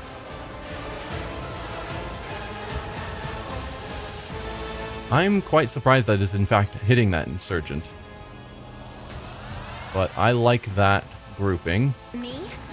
If you insist, Lord Captain. Lidless stare is so powerful.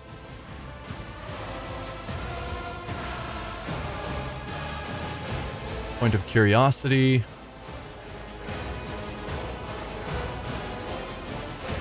Something like that. Navigator, not a servitor. Yeah. There we go. Seems good to me. The true believer. Oh, he is running away. That didn't go according to plan. Grenade. Would be a good spot for a grenade. That is true. Since they're all grouped up. If Argenta goes soon, it looks like she will. You are gonna die, sir. Argenta, you have grenades. 12 to 24 damage. Only 5 energy. Or light a bunch on fire. Lighting enemies on fire would help us do more. How big of an area versus this? It does hit more enemies.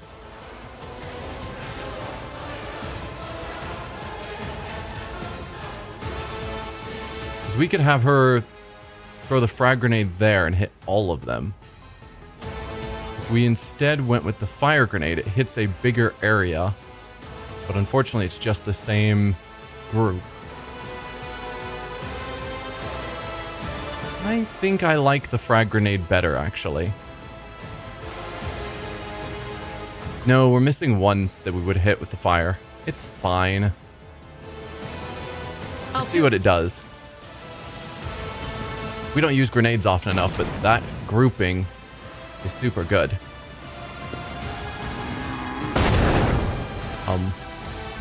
Hello? So we can't attack anymore. We could run and gun, actually.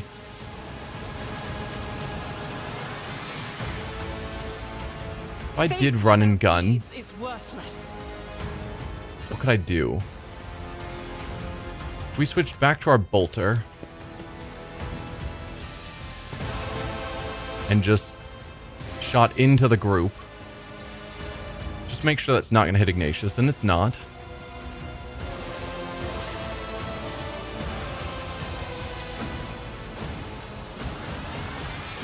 Even that isn't going to hit him.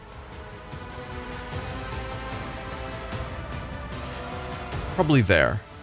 We'll give it more shots. And then just blast into the group, I suppose. You can escape the Emperor's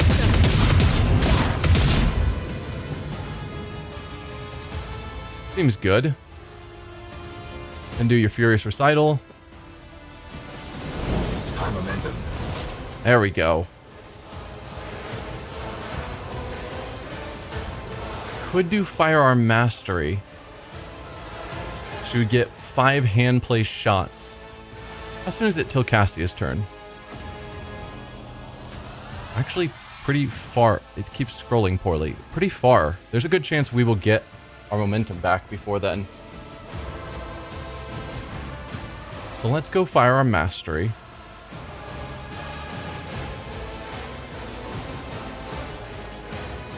In thy light I stand, and thy light I crave.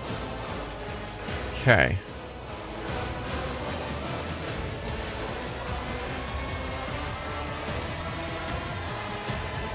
So we want to be targeting new enemies each time. 22 is not good. I'll do it. This is why Shot there. Shot there. Strike is a prayer. I'll do it. This is why I was chosen. Lighting them all on fire feels good. As the Emperor commands. I'll do it. Oh, miss. Come on. Not bad. Show me what you've got. Yeah, run up to Abelard. That's going to be good for you guys. Alright, Cabela, how do we have you kill all of them?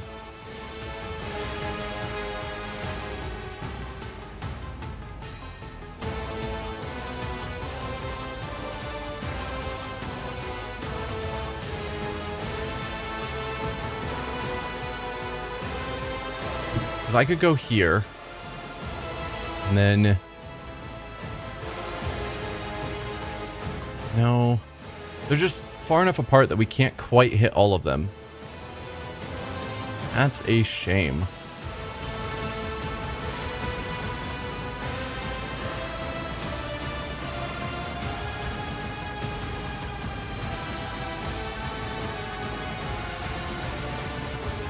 But yeah, I think we go here. And retribution. Whether we attack or use this, it kills our movement. I shall We'll not use fail. that. Let your soul be purged. You guys actually survived? Well, that's disappointing.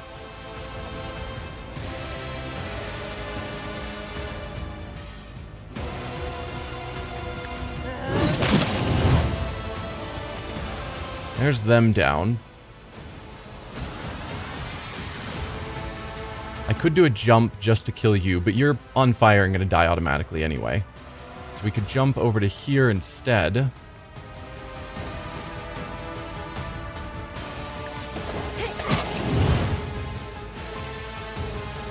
That doesn't get us close enough, unfortunately. So I could dash to get over to here.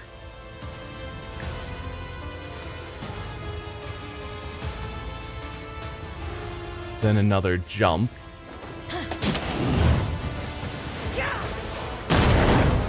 Ow. What is going on there? How are you attacking us on our turn?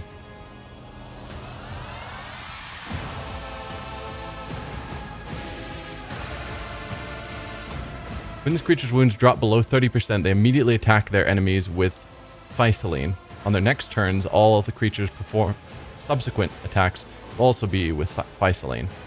Okay. That's scary.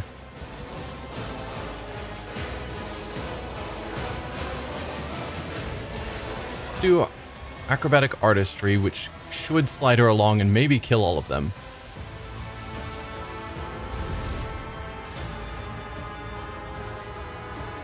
Hello? Oh, does it not go back through the Danse Macabre? I thought she would redo the entire movement, but I guess the Danse Macabre did not count. Alright, well, just kill this one. The shadows will see it done. Or not. Leave them at 1 hit point, that's fine.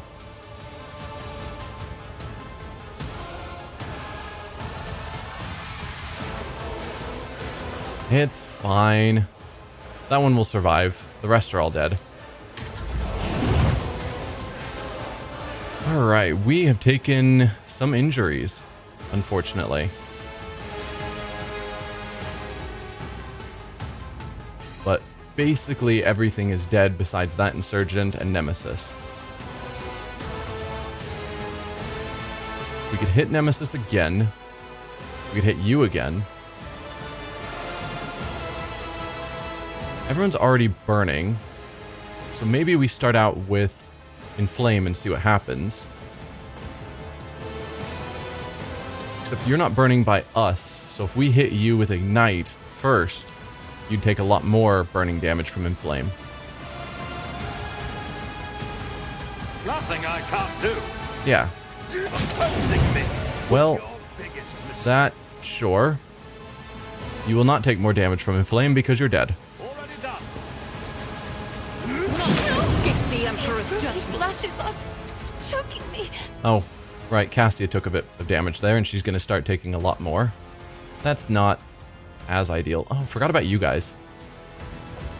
I mean, Abelard's going to deal with you, but still. Why will you not let me scroll down to see who's next in initiative? Okay. I don't need to see who's next in initiative. We can't do run and gun right now either. That's disappointing.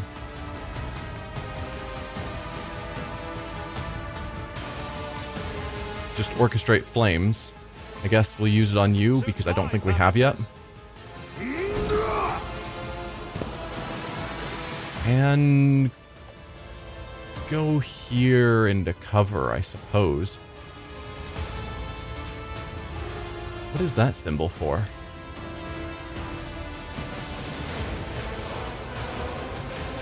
Why is that square different? I don't know.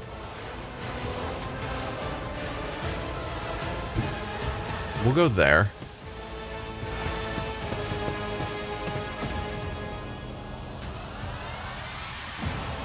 So that we're ready to keep attacking. Pascal. Ow. Alright, I need medical attention. Like a lot. Pascal could actually get over here and use his mechadendrites. I also wish... So sometimes it gives you the number. And then sometimes it gives you the formula. And it's like, I wish I could see the number so I knew exactly how much we would heal. But then like hover over it to see the formula. We've got Abelard.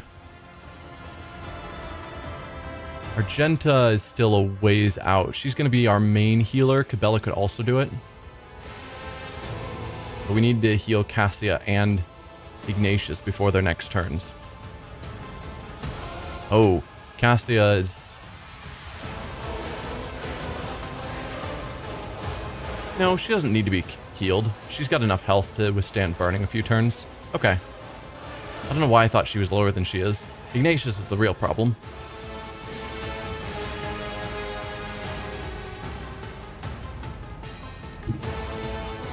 Alright, go here.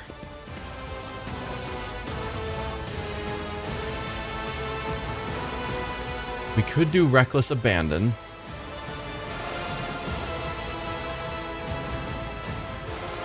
Let's do Pain Resonance. Just to penalize him. Reckless Abandon. Then where it hurts... Actually, we'll also do that. So you do more damage. Then where it hurts. And then a sweep here. Oh, and just win the fight. That's fine. No?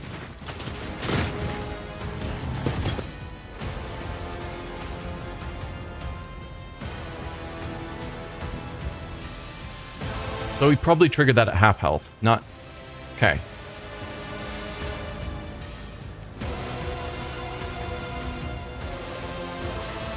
Sure.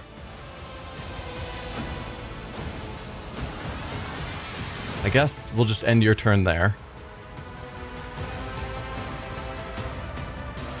I could actually use your exploit, but we're almost back to Cassius. No, we're not. It's just the scrolling is not working properly. Scroll down. Scroll down. So yeah, we have an Aberrant and then Abelard gets his turn. So yeah, we aren't nearly to Cassius. She's still got... I mean, Abelard's the only one we have left for the turn. If I wasted it, then she wouldn't get her turn. Or be able to use her options.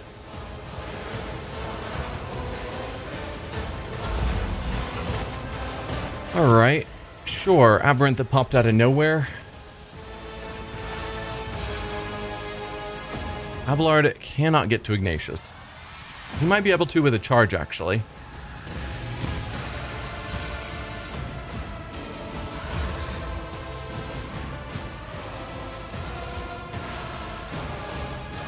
Because if Ignatius goes down, our resolve drops, as well as our fighting force.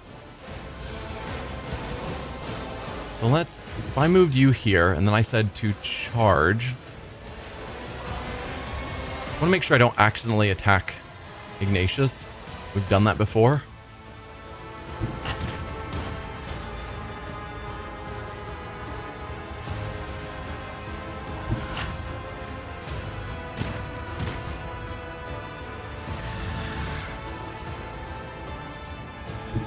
here. Okay. Then we can charge over to here. Which hopefully doesn't involve an attack. I'm just going to go here. The squares aren't super obvious what works and what doesn't. Yep, take the 2 attacks. It's fine. Perfect. Medicae, Ignatius. You good. Let me help. Back into the fray. Perfect.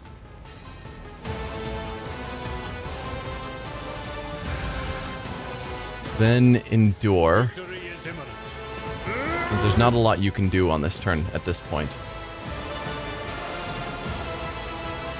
Yeah, we'll have to call that good enough.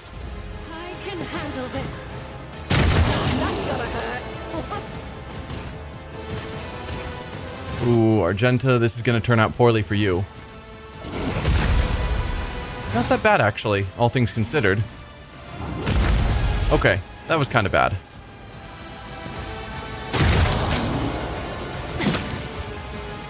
Alright.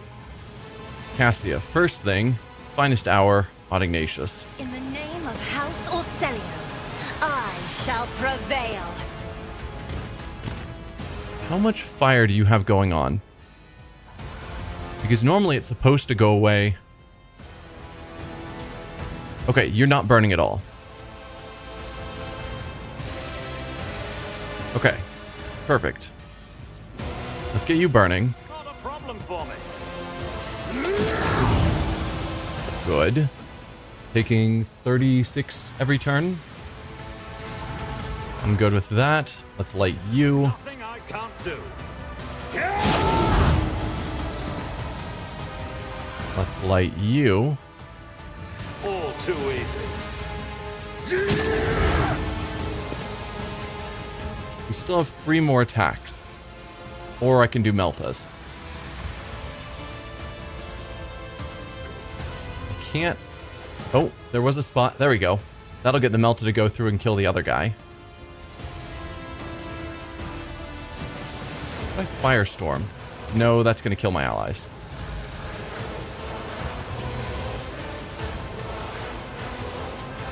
I like that idea. Nothing I can't do.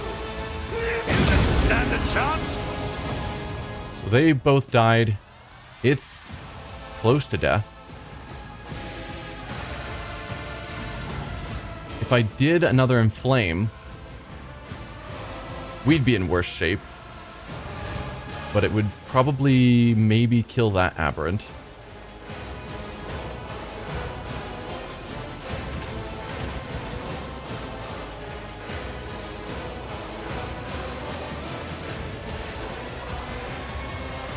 Let's hit you again, I suppose.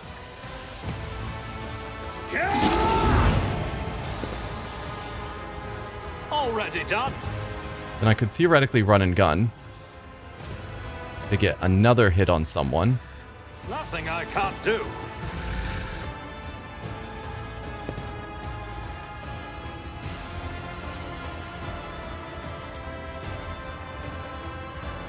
Who do I think? Let's go for you again. There we go.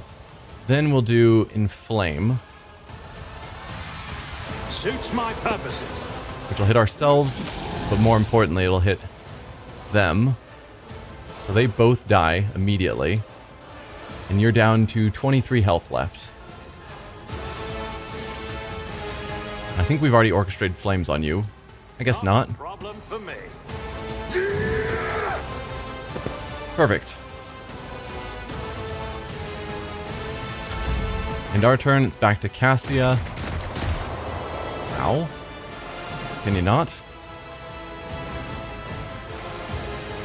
Let's give a turn to Pascal. Not dare ask. Okay. Can you move forward safely? If I put you here, could you give a turn to Pascal? Or... Yes, you can use this on Pascal from there. Step aside. The navigator is coming.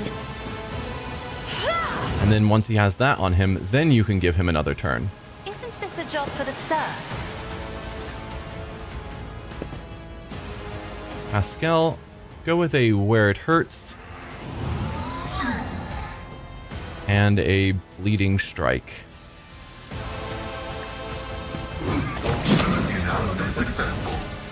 Perfect. Gallimorph. Nemesis is crouching on the ground, clutching at the bleeding wound under his ribs. His tortured body is still strong, and everything in his posture expresses a will to fight on. The red scarf no longer covers his face, and the vigilante grins at you with bloody teeth. Weak. I have yet to be impressed.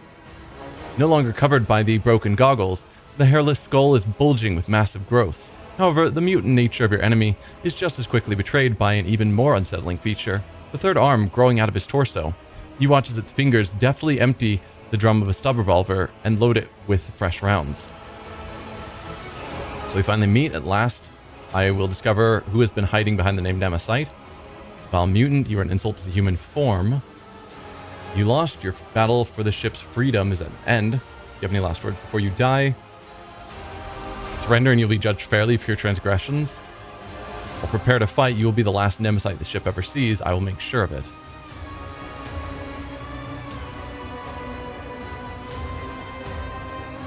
I don't know why we keep calling him a mutant. We know that he's... Unless they consider people who are infected with gene stealers mutants. But that feels more xeno than mutation to me.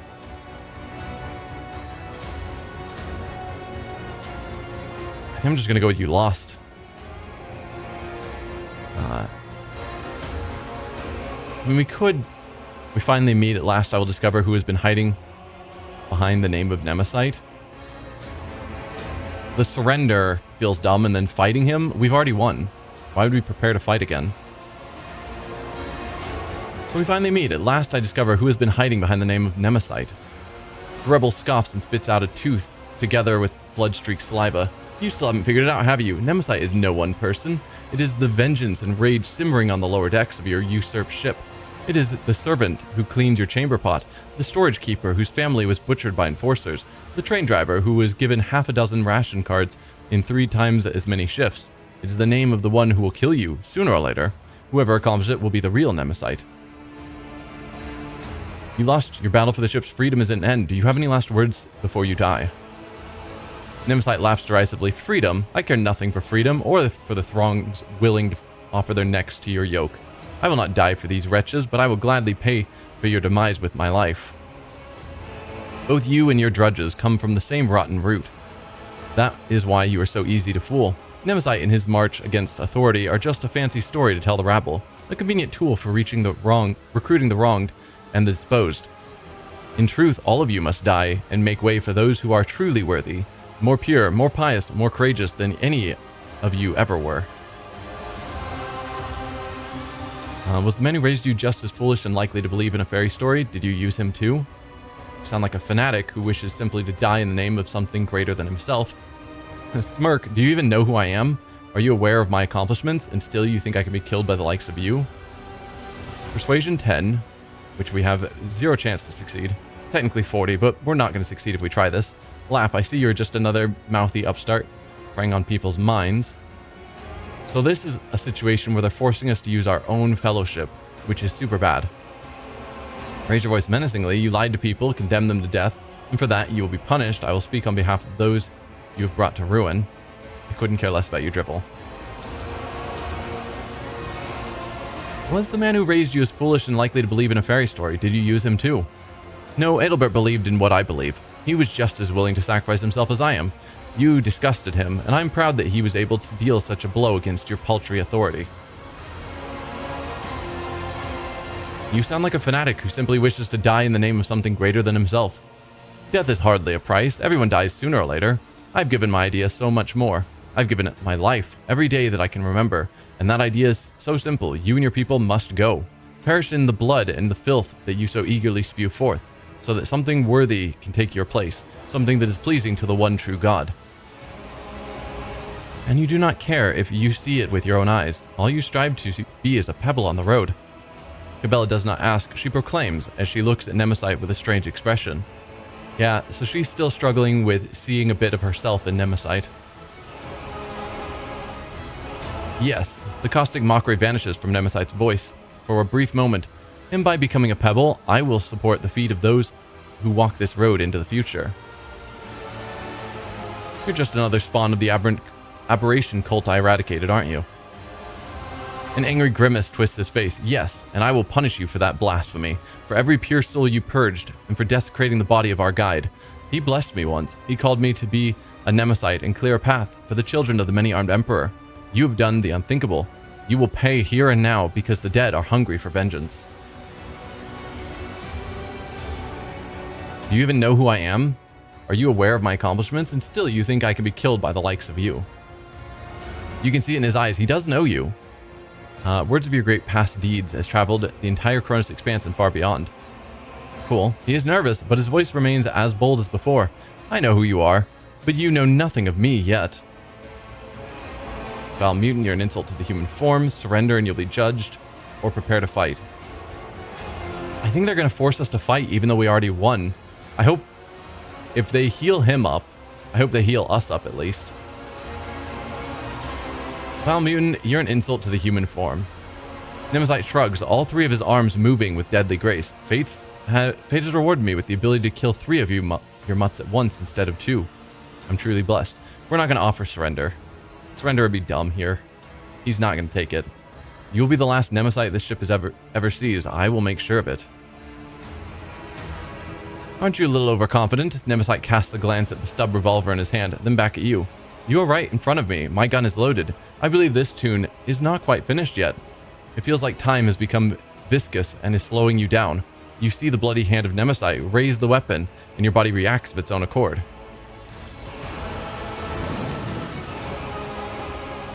There is no time to deliberate. You summon your gift, concentrate your psychic powers at your fingertips, and raise a hand in Nemesis' direction. The air grows frigid, but the rebel is already aiming his gun at you. A malevolent grin spreads over his face. The black muzzle of the stub revolver stares at you, a coating of frost forming along the barrel, and the world around you narrows to a thin line. Cabela emerges nearby like a shadow, blade gleaming menacingly in her hand. She hisses softly, ready to pounce. It is your thread that will break today and no other. Save your message for your false god when you meet him, servant of death. I'm glad I get to take you both down at once. The second gun is now pointing at Cabela. I vow that your murderous sect will fall along with the Lord Captain. Exchange glances with Cabela based on our fellowship. Smile contemptuously based on our persuasion at a -20.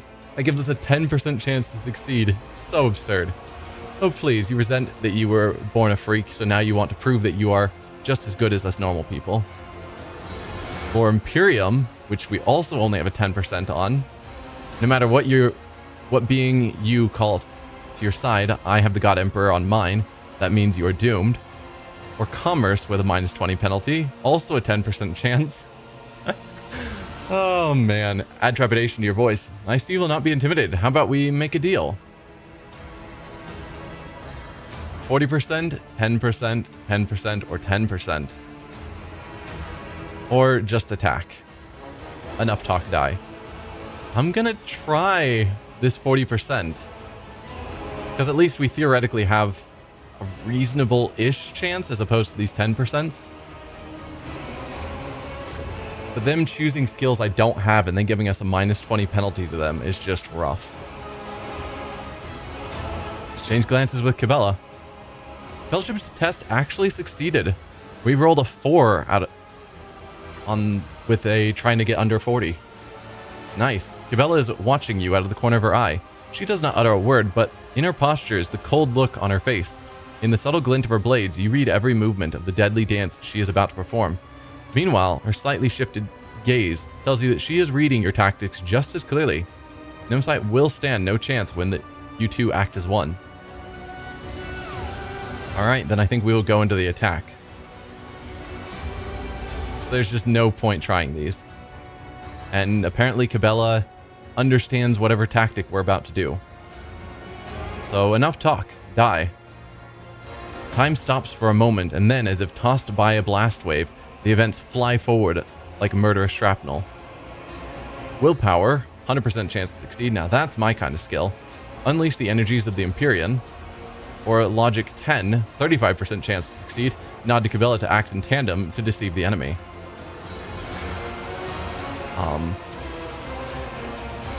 Like, I'd like to act in tandem with Cabela, but if it's a choice between most likely failing or guaranteed success, I gotta just kill him with willpower. A cascade of purple sparks erupts from your fingers. As your will takes shape and power in this world, Nemesight's eyes fill with rage and fear, and he hastily pulls the trigger, blinded by panic.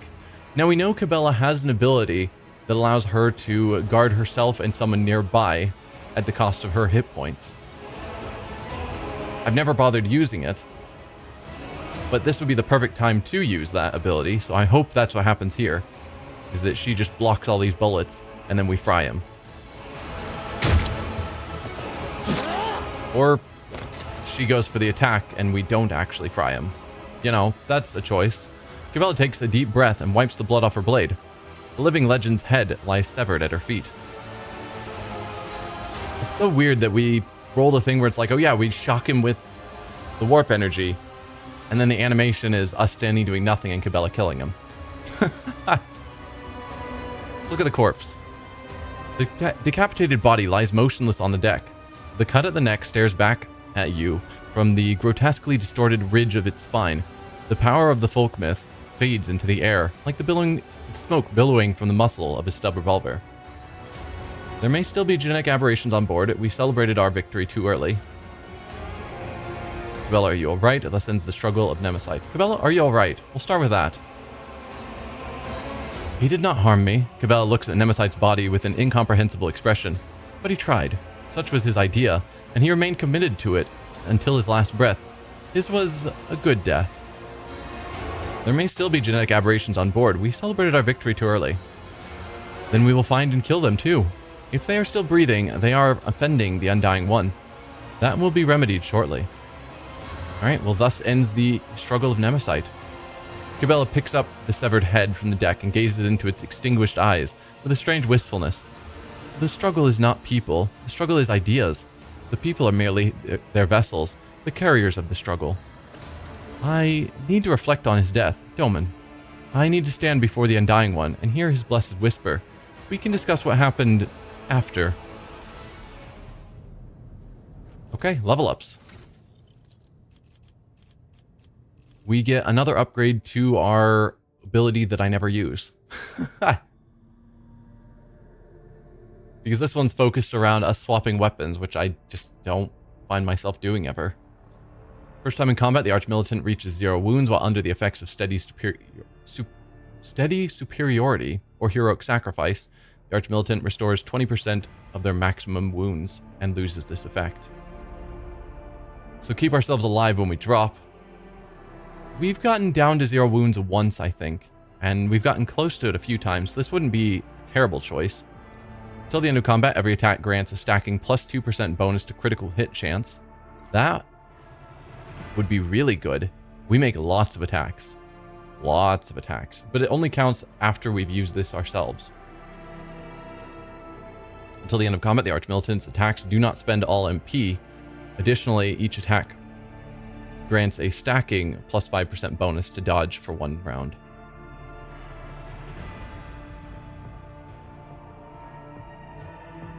Okay, so we'd be able to move after attacking. And then we get bonuses to dodge. I think bonuses to crit is more powerful. Archmilitant can use both the Heroic Act and of the Archmilitant's archetype and the Heroic Act of the Warrior or Soldier archetype in a single combat.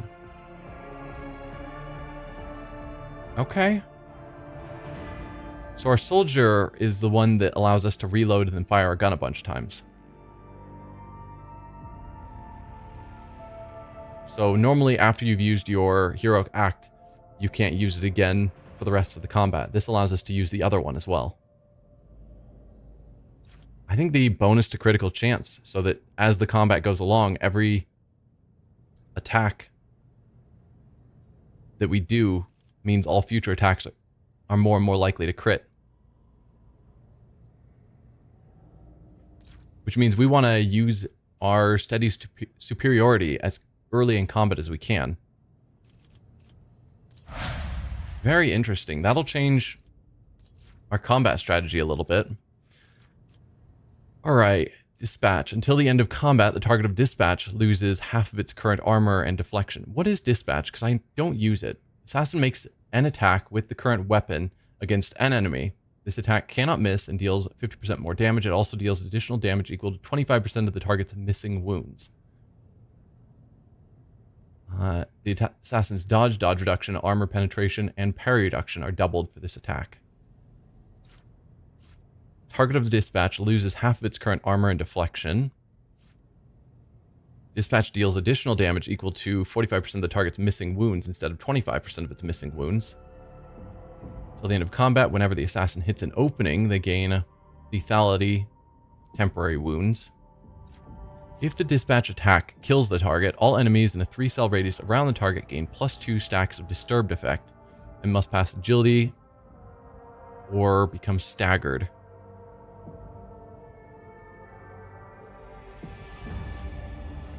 I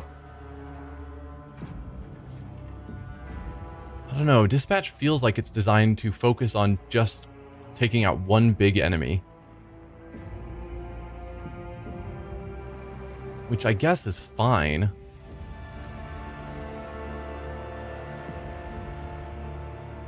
But usually I use her to take on groups. So it feels like dispatch is... She just doesn't do a lot of single target damage.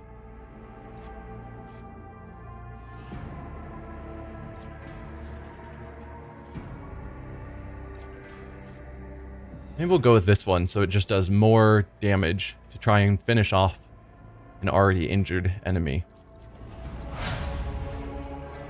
Abelard, what Vanguard ability are you getting? Unyielding Guard, which as I recall, every time until the next turn, the Vanguard attacks each enemy that attacks the Vanguard's allies in a 3-cell radius around the Vanguard. Additionally, until their next turn, the Vanguard always retaliates when attacked. So it just makes himself very defensive and protects allies around him, which we never have our allies grouped up within 3 cells around him. If there's only like one real big enemy around, maybe we'll have 2 or 3 of our melee characters nearby, but it's very rare to have enough that it matters. Till the end of their next turn, the Vanguard cannot die. Until the start of their next turn, all damage suffered by the Vanguard is reduced by toughness bonus. Till the Vanguard's next turn, each attack made by the Vanguard makes them a priority target for the enemy hit by that attack. Again, he doesn't hit a bunch of enemies. Till the end of combat, all allies in a 3-cell radius around the Vanguard suffer less damage. Until the end of combat, Vanguard gains fellowship bonus momentum for each attack that hits them.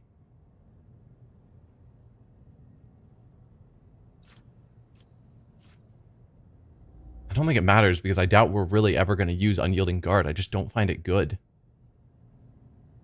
I'm far more likely to use whatever his bonus was from his first class, but I don't use that either. I think we'll go with this one. Being able to make himself a priority target can be good, because he could charge, attack someone to make himself a priority target, and then move to another location and do a cleave and hit a bunch more enemies. Making himself a priority target actually feels valuable. Now, I never use her ability because the other one that she got for her first level is way powerful. Basically, to just give Ignatius the turn to win.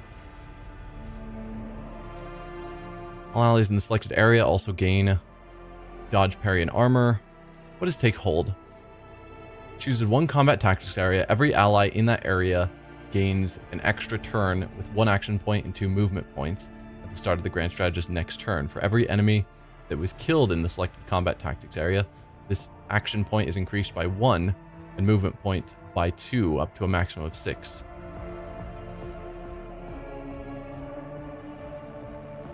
Okay.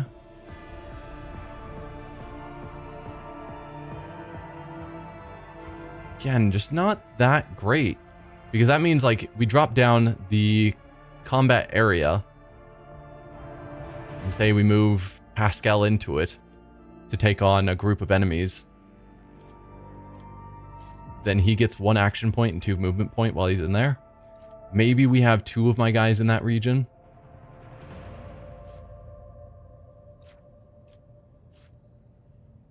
All allies in the selected area also getting 20% dodge, parry, and armor. All allies in the selected area have their weapon skill and ballistic skill increased by 20. All allies in the selected area also gain plus 20% dodge reduction, armor penetration. Maximum number of action points taken granted by take and hold is increased by 5. What is... Oh, take and hold is this. So it would give us more actions if we kill more people. So there's currently a maximum. Up to a maximum of 6. Oh, maximum of 3 on actions. This would raise the actions up to a maximum of 5 if we kill 5 enemies in that region. Which is absurd.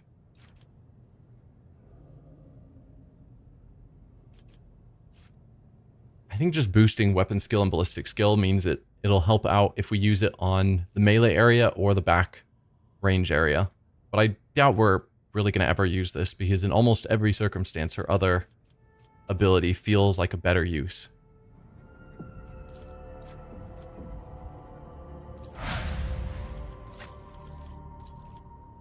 Executioner. So your Carnival of Misery. Until the end of combat, all damage dealt to enemies by damage over time effects is increased by 100% after all other modifiers. This effect stacks and can be inflicted by more than 1 Executioner.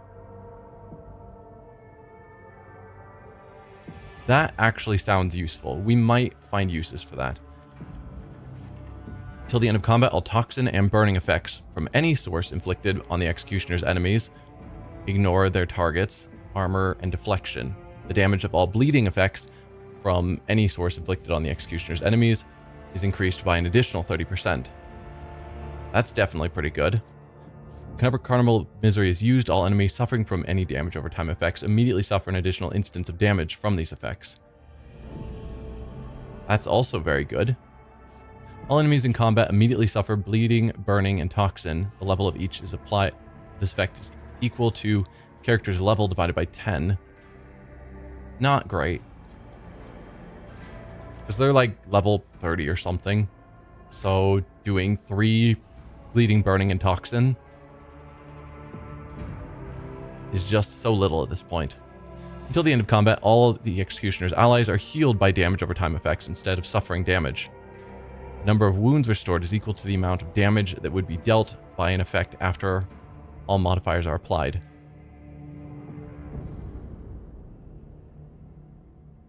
It's equal to the amount of damage that would be dealt by an effect after all modifiers. So you're telling me that when Ignatius lights himself on fire, Carnival of Misery would make him heal from that fire instead of being burned. And then if I used Ignite on, Pascal, then his attacks gain fire damage, but he wouldn't actually suffer the damage because he would be healing. I love the idea of us healing from damage over time effects. Until the end of combat, we heal from damage over time effects. That is crazy. Like, if that actually works as it sounds, that's super overpowered. Just anytime enemies use toxin or bleeding or burning on us, and we can just make it heal us instead by just using this ability. I've got to choose it, but I'd be shocked if it actually works that good, because that sounds too good. Bounty hunters simultaneously make several attacks. The number of attacks is equal to the number of prey in combat. These attacks are equally divided amongst all prey, the bounty hunter's line of sight.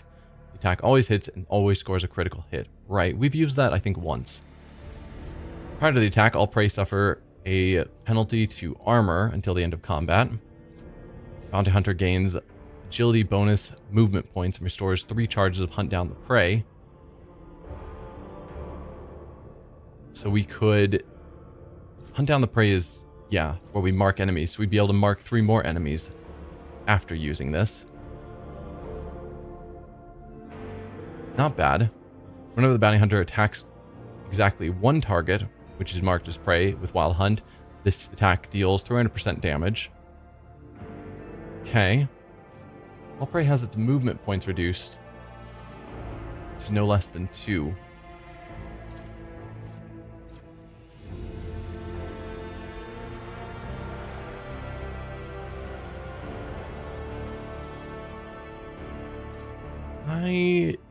This would require us to only have 1 enemy marked as prey. And if we only have 1 enemy marked as prey, I just don't see that I would want to waste our momentum on this as opposed to other people's abilities.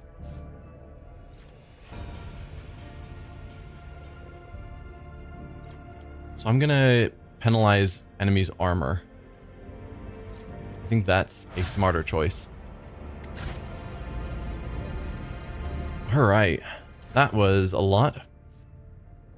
I don't think we're going to go with stub revolvers.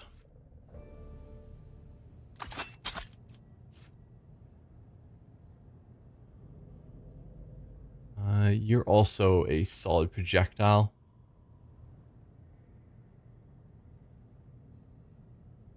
I mean, these count as pistols, but we made it this far in the game and never had a need for pistols. I don't think that's going to change anytime soon. What about you? Relics of Unknown Saints. When the wearer has less than 50% wounds, every second attack against them is automatically dodged. The effect lasts for up to 2 rounds. Maybe.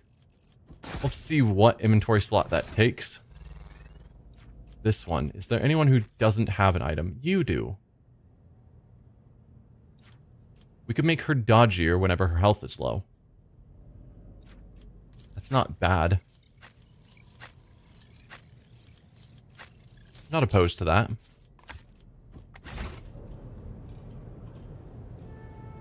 There are so many bodies here. Ficeline does seem pretty good. I don't care about...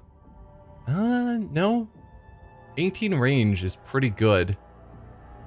12 to 17, the 40% armor penetration is good. I don't think the 12 to 17 is that good, but the ongoing 6 toxin. If we compare that to Argenta's sniper rifle. No. 12 to 17 compared to 18 to 25 just doesn't feel great. And lowering our hit chance. No, I don't think I'm going to actually use those ever.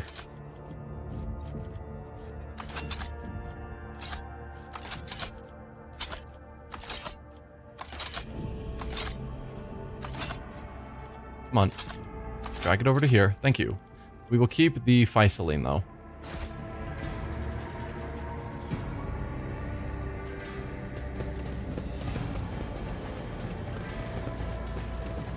I am shocked, though, by how many officers died in something that we had clearly planned. So it feels like we should have planned better. Alright, Confessor. Anything you want to say? The aberration dared violate the sacred ceremony and was obliterated. Retribution has been served. I'll lay claim to the stars. Forcer Officer? Nemesis has fallen. All hail the Lord Captain.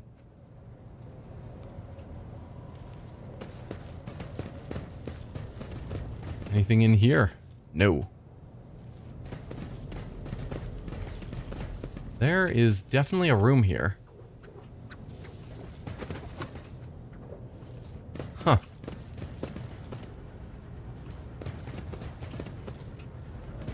Same thing here. We've got another room. No way to get into it. Awaits. And no one else to talk to? No. Just some more enforcer officers. Alright, I guess it's time to leave. This is not the way out.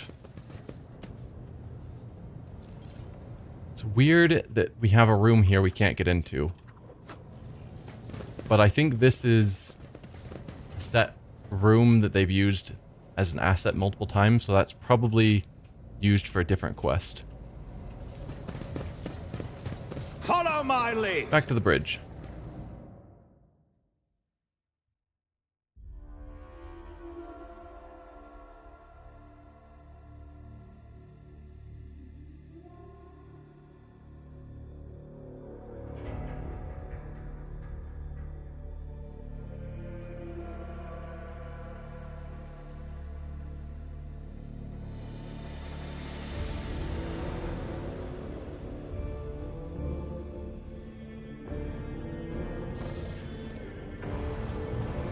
Now, Cabela wanted to talk to us afterwards so that she could get her thoughts in order.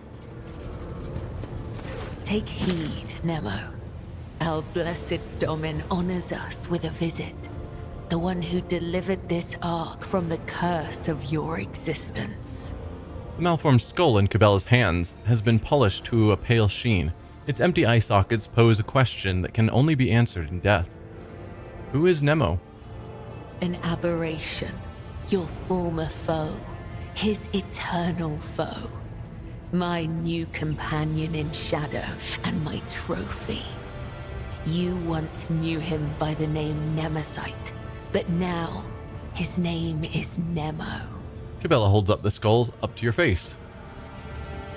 So she grabbed the skull of Nemesite, cleaned it up, and now has it as a trophy that she's named Nemo.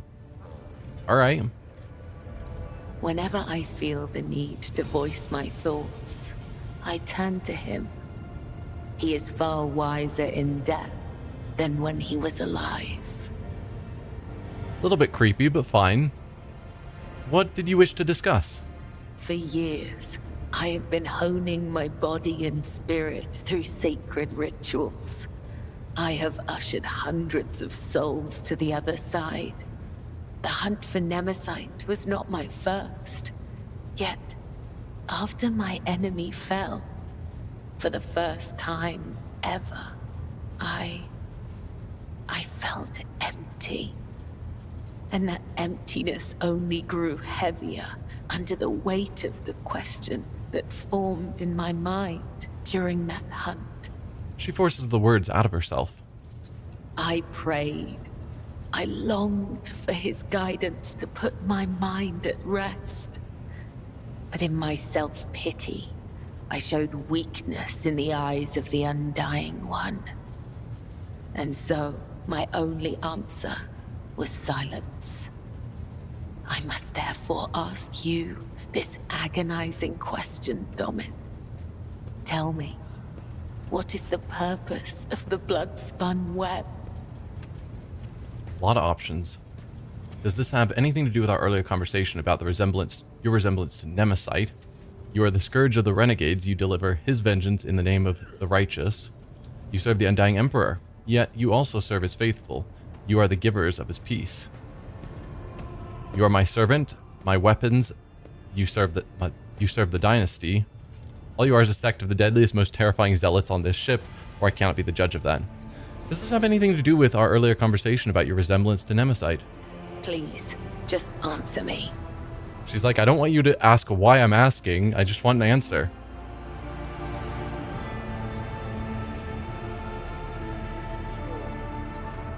Scourge of the Renegades. Deliver his vengeance in the name of the righteous. Or, I don't think I'm going to go with you're my servants and my weapons. Or you're just deadly zealots. The Scourge of the Renegades. You deliver his vengeance in the name of the righteous. Or you serve the Undying Emperor, yet you also serve his faithful. You are the givers of his peace. I kind of like that. Yeah. You serve the Undying Emperor and his faithful. then that makes me a driver of the ignorant. One who guides people into following an idea they may never hope to comprehend. Sounds like she didn't like that answer. All my life, I have walked the road that was prescribed for me. I did as I was told.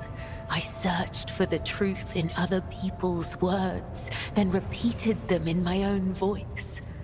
And I never once questioned my destiny.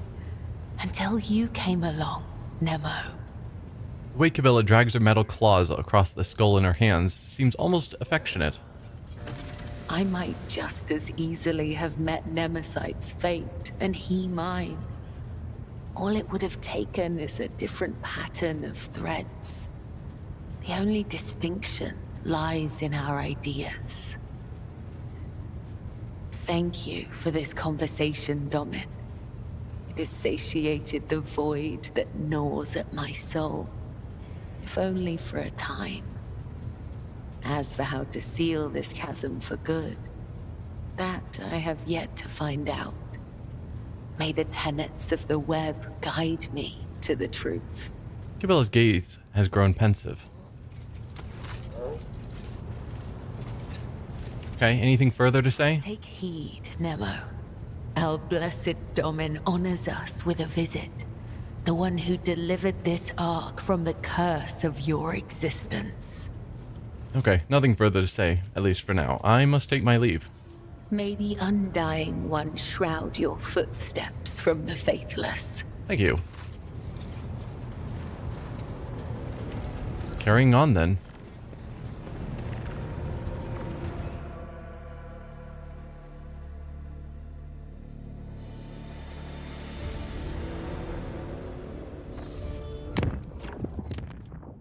We have not yet explored this system, Nameless Star, so let's check it out.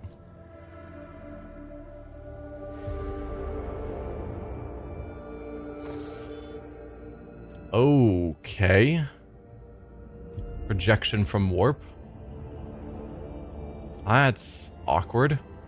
So we've got 4 planets that we will check out first before we figure out what's going on with this projection from warp. That's super sketchy looking. Avoid that at all costs.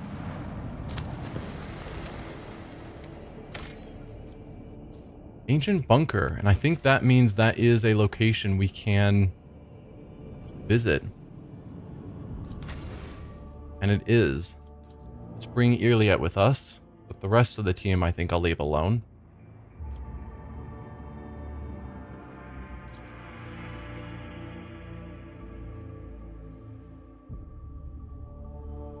I like the idea of making your common trips safe. Yeah, we definitely could. Though I don't know how often we're going to go back to some of those locations. Are we all coughing and dying? Apparently yes. Melting venom. Can we not? Alright, you have the same bounty hunter abilities.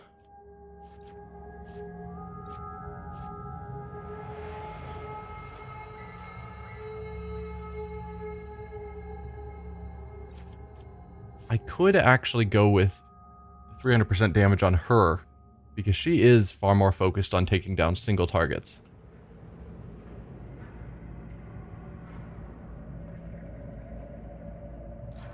So maybe I will go that route.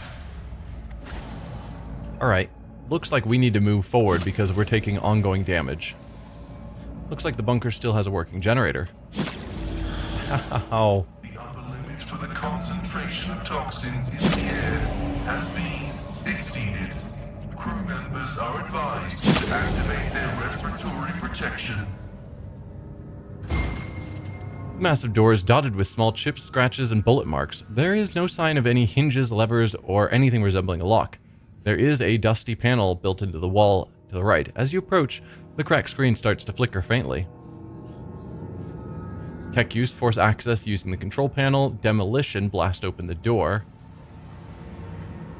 Guaranteed success, but it will take a melt a charge. Open the door with plasma cutters, suffering through the fumes. Or step away from the door. Let's force access using the control panel.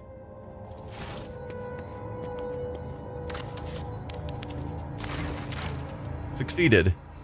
They show us running forward, but it was definitely Pascal who did it. A little patience, and you hear the tired clicking of the mechanism from beyond the wall. The door opens slowly and with a groan. Okay, let's check out what's over here first. A new challenge for me. Before you is an ancient but wholly typical console intended for use by people not trained in the mysteries of ministering to machine spirits. The cogitator is completely silent, but as you approach, you sense the warmth emanating from its metallic casing, a telltale sign that the machine is working. Pascal offers the cogitator a reverent bow, chanting the binaric aria of launch priming. The spirit of the machine embodies resilience and indomitability. In this den of decay and entropy, still does it reign over this place.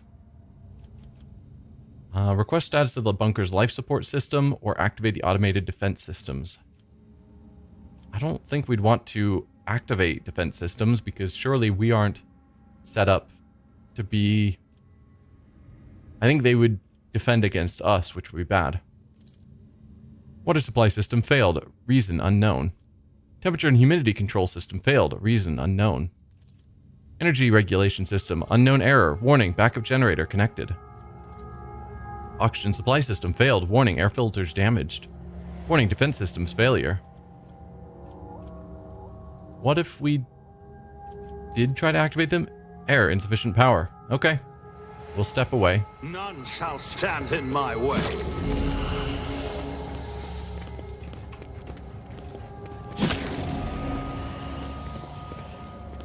The words on the sign are barely legible. Yellowish gas is slowly seeping through the rusted air duct system. Pascal, please unlock this door. Successful. Anything over here to check out? We've got a bunch of doors to go through. This rushing because we are taking damage is a very weird mechanic that we haven't seen before.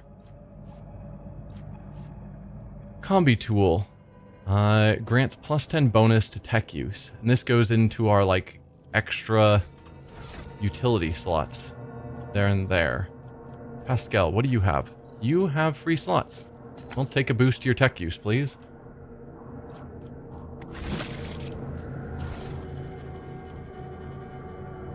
Can you go into turn-based? I don't think so. Corrosion was merciless to these old Imperial bayonets, chainswords, and lasguns. I can pause when I'm reading, though, which is probably the smart thing to do.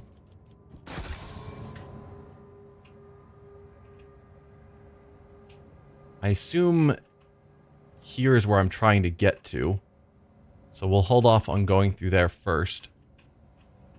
There is a door panel here.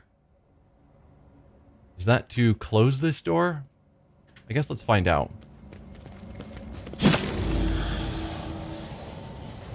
Insufficient power. Okay, let's go through this door first. A decontamination shower, a rare sight for regulatory planetary forces. Its purpose is to eliminate harmful agents. Uh-huh. Let's activate this. This cannot be. Ow. I mean, we're not taking a ton of damage, but I would be in trouble if we had to fight a fight where we were taking damage every turn as well.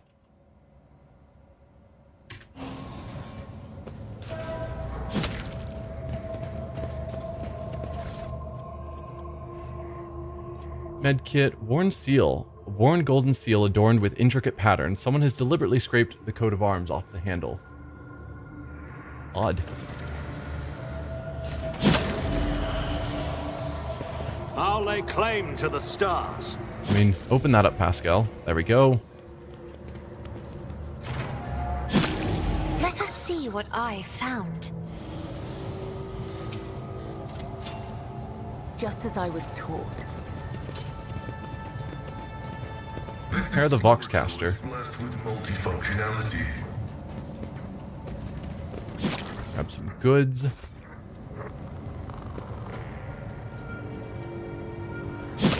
Open the door.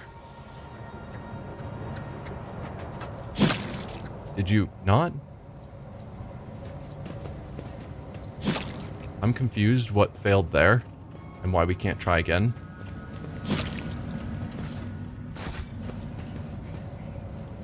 But sure. Follow my lead.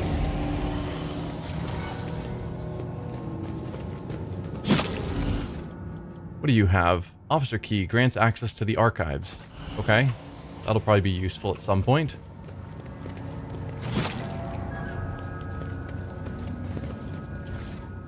Multi-key.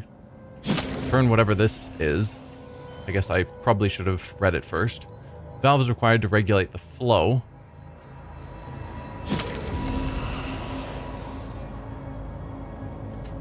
Rested reservoir for storing drinking water. It is only half full.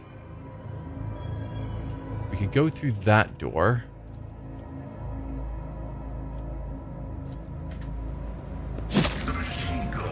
Victory awaits! Collect all the things.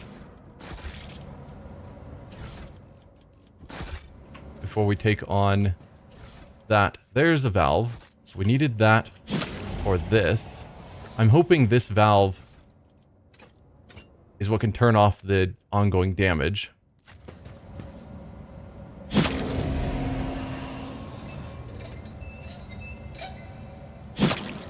No? We're not done just yet. We need to turn on the ventilation system quickly. I won't tolerate weakness. Is that this?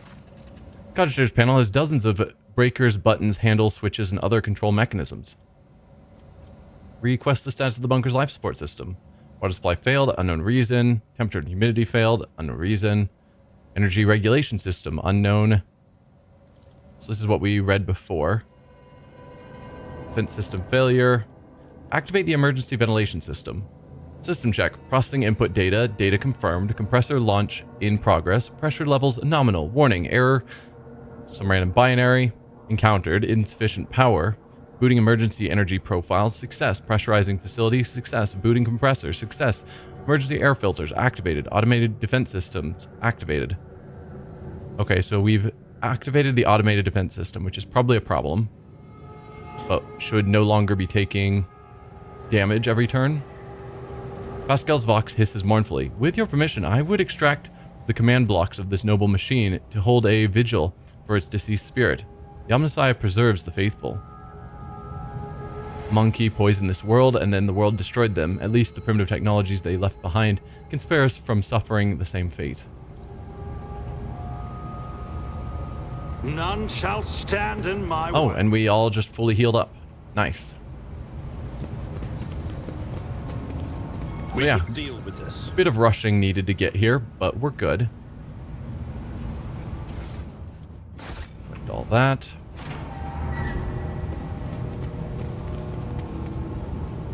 I'm still curious about the automated defenses that we've apparently activated. How that's gonna ruin my day. Decayed Scroll. 348 years ago, our ancestors arrived on this blooming world, built the cities and the manufactorums, and founded here a society free from heresy and fear. But the immortal Emperor of humanity, Warden of Light, saw fit to test our faith. A great war tore open a rift between our ancestors, dividing them into two factions and turning the world into a boundless battlefield. Each day we fought the enemy so that our children could see the dawn of a new era. An era without blood, pain, and tears. Brave people, living and dead, paved with the bodies the road to our future. And one day the skies answered our prayers. The Great Star Allies sounds not like humanity. Descended from the darkness of the cosmos and bestowed upon our great army the doomsday weapon. And so we brought righteous anger upon our foes and ended the centuries-long war.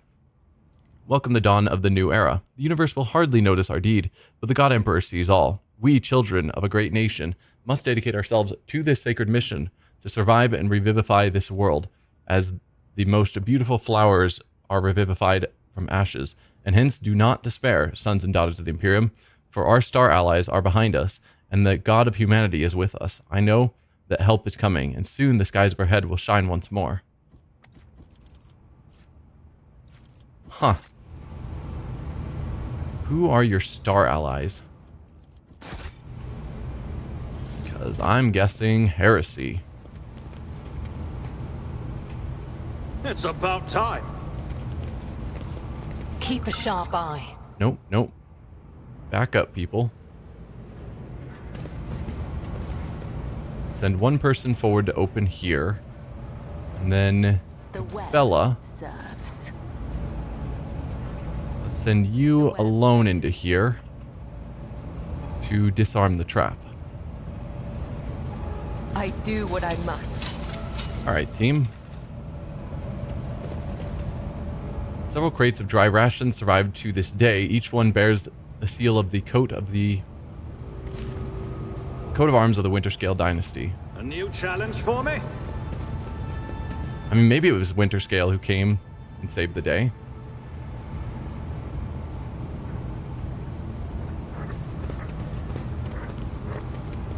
Pascal? Oh, 0%. Seer of Shael. Is it your third eye? Or is it something else? Whatever it is, do not come any closer. I will say the same to you. The glare of your soul dazzles my sight. To the point of pain, to the point of tears. We should keep our distance. Huh. Yeah, whatever is with this door, 0% chance to tech use it open, 0% chance even using a multi-key to get it open, 0% chance to blow it up with demolition. That is a serious door. Control panel. I guess not that difficult of a door. Just use the control panel. Follow my lead. We've got another key, grants access to the warehouse. And another item to read. Unknown Officer's Diary. I'm tired. How long has it been since Doomsday? I think it was the 36th year when the heretical cholera wiped out half of our people, including the old bookkeeper, Hailgar.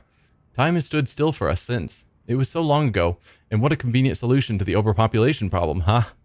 The commanders think we bought this coincidence, morons. Still, when I look in the mirror, I see my father, the same wrinkles by the eyes, gray temples, which means that I'm over 60, and we've been underground for longer than half a century.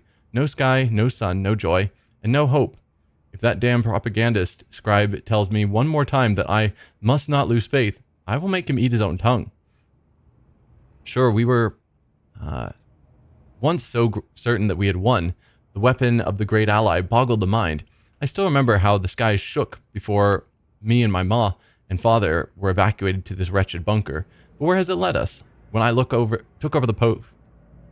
over my father's post at the comm station, I learned that we had long since lost all communication with other PDF bases, and the stars responded to our calls with silence. These days, we don't hear any bombs landing outside, but things are still restless in the old bunker. First, a water purifier failure, then a fire in the Medicaid units. Rats chewed holes in my exposure suit, and now we can't go up to the surface anymore. Are these accidents, or have we had a saboteur in our midst all these years?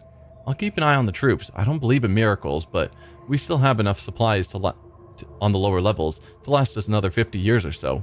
If y'all can finally sort the air duct problem, that is, next time we meet, I should ask how the repairs are going.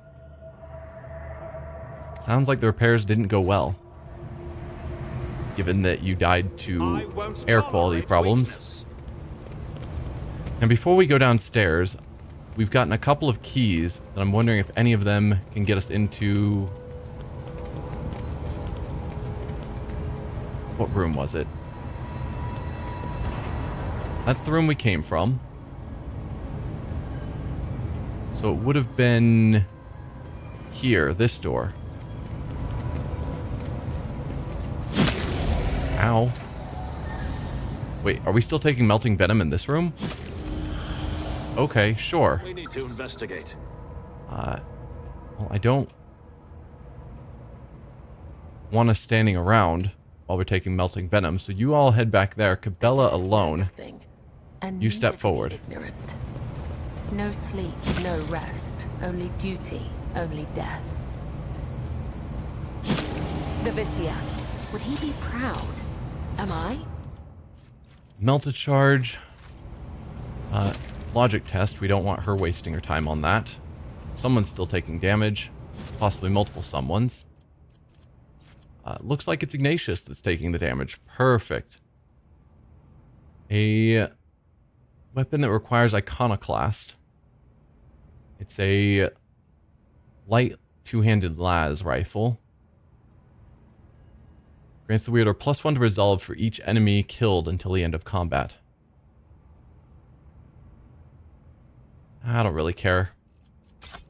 The only Iconoclast person I regularly hang out with is Abelard, and he doesn't need a rifle. Alright, everyone get in here. Victory awaits. Mostly so I can have someone do this logic test. Pascal. Operation successful. A few parchments bearing the Winterscale seal contain plans for military operations and a mention of the Doomsday weapon. So maybe their people from the stars was Winterscale. Can we logic again? No. Alright, let's get out of here. Not sure why this area is not getting good air. Well, it looks like we've got poisoned air all throughout here. It's about time. Thought we had turned it off. Or maybe it was me opening that door that caused the problem. If we reclose that door, does that stop the bad air from getting in? Maybe that's what happened. Yeah, I think that's what happened. So we've got bad air out there. By opening that door, it suddenly allowed it back in here where we kept taking damage.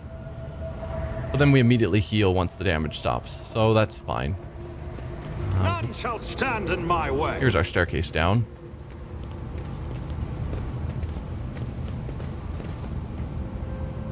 And they did say that they could survive down here a bit longer. So we might find survivors. Some unknown accident caused the elevator shaft to collapse. Reaching the lower levels at this point would require sending a mining team. I'm still new to the art of exploring. Box with the Winterscale emblem. Entry C. It's been 100 cycles and these idiots are still none the wiser about who they saved from the storm. Going back to my camp is no longer an option. Damned rats chew through the protective suit, and these pistons are out of repair materials.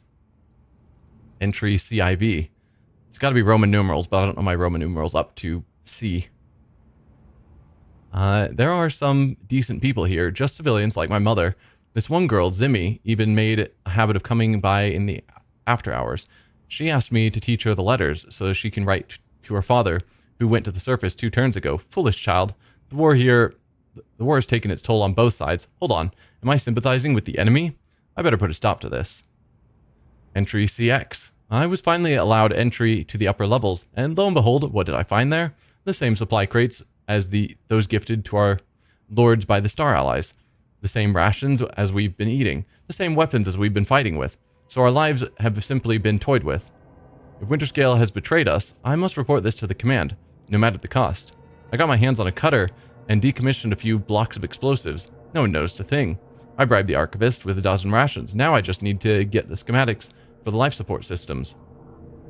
Rats brought disease from the surface. The Medicaid unit is packed. Just the right time for a quick short circuit. Zimmy drank the poisoned water and vomited a lot of blood. The schematics were inaccurate, but now I know for certain which pipes go to the living modules and which to the barracks. The senior comm officer suspects something. It's time. So whoever this is betrayed them all.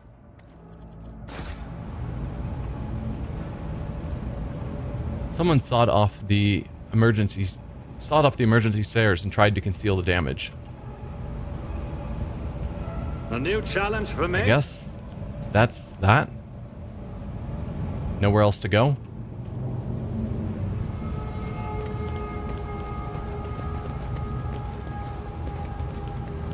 Yeah. I guess we're done here. Trying to make sure I didn't forget any doors that we couldn't get through early on. No, I think we opened up everything. Now we go back into poisoned air. But it should just be a quick run to get back to our ship. I'll lay claim to the stars. Or not? Right. Right. I see your darkened colors. Right.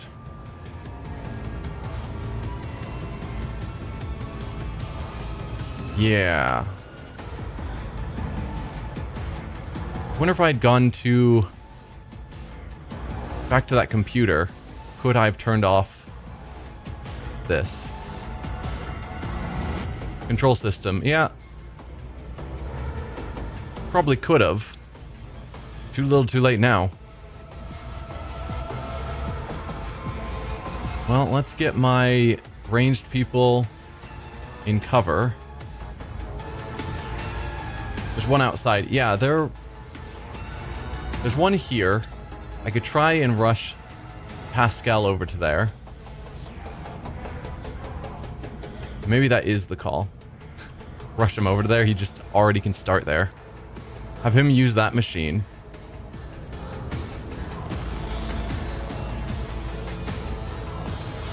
Meanwhile, we will be in position to fight.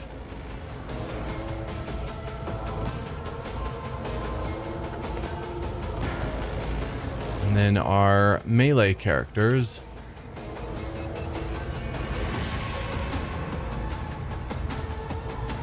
I'll put you there.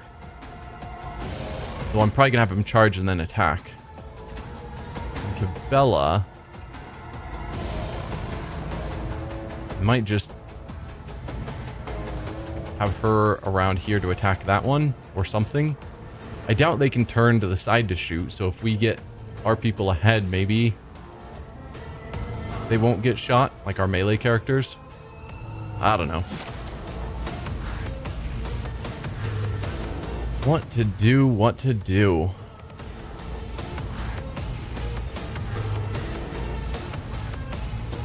If I Something may. like that. Then we'll give our crit chances and whatnot to you two. Isn't this a job for the serfs? And then dodge bonus to Cassia herself. As always. I am a navigator, not a servitor. Bring it down on Ignatius. I'm afraid not. If only that were No? possible. Okay. I'm not accustomed to being ordered around. Then voice of command, followed by bring it down. Me? If you insist, Lord Captain. Ignite. Orchestrate flames. All too easy.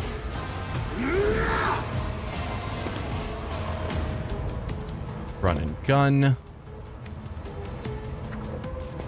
And then another ignite.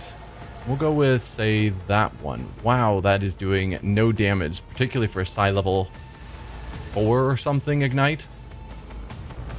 Already done. Taking 2 burning damage a turn.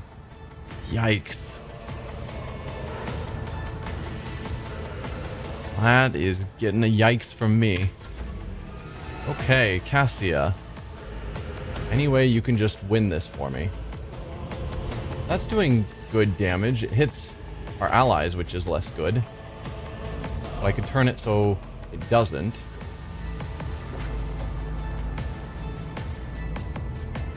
Isn't this a job for the serfs? There we go.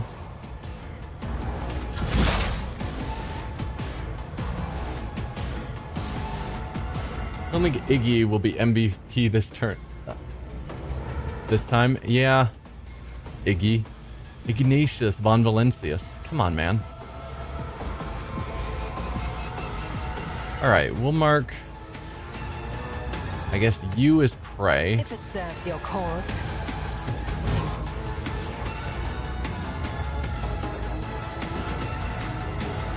Put you in perfect spot.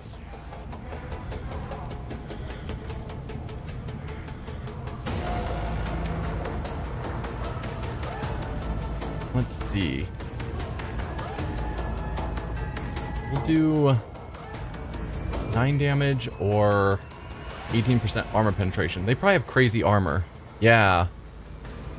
So armor penetration is probably the most important here.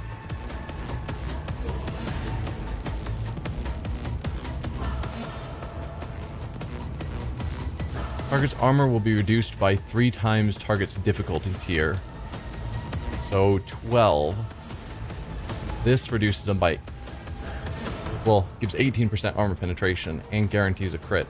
I think we'll go with that one. Then we fire here, doing no damage. No weakness is hidden from my sight.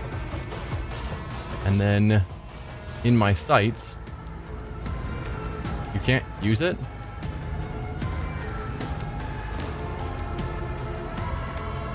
No, there we go. I don't know why it didn't take when I clicked on it, but sure. In my sights on that. Is beneath me. Because that one's almost certainly to still be alive.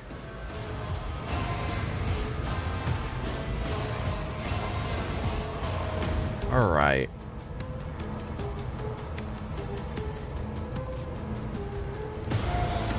I guess I can move you forward so that you're attacking its weakness.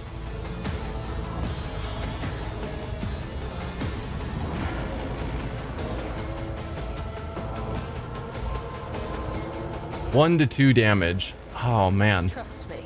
We need Pascal to turn them off. Trying to fight them is just not gonna be... It's not gonna work. Give it another weak point. The tenants demand.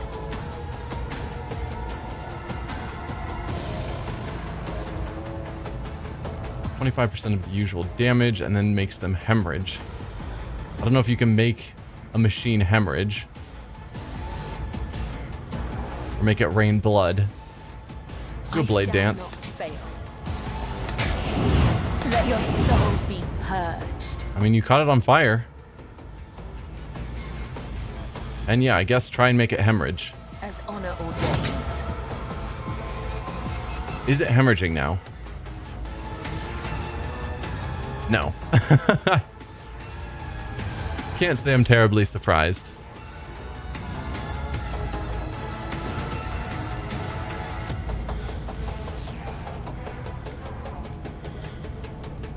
Alright. We'll call that good. Ow.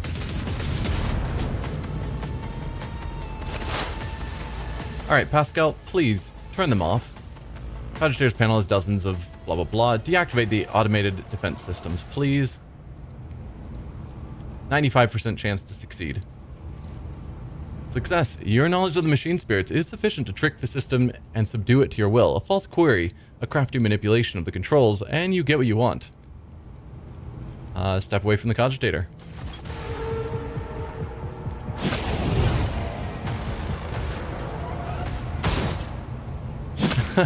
She still did her shot afterwards. Fantastic. Alright guys, we're gonna call that good. Let's get out of here. This planet sucks.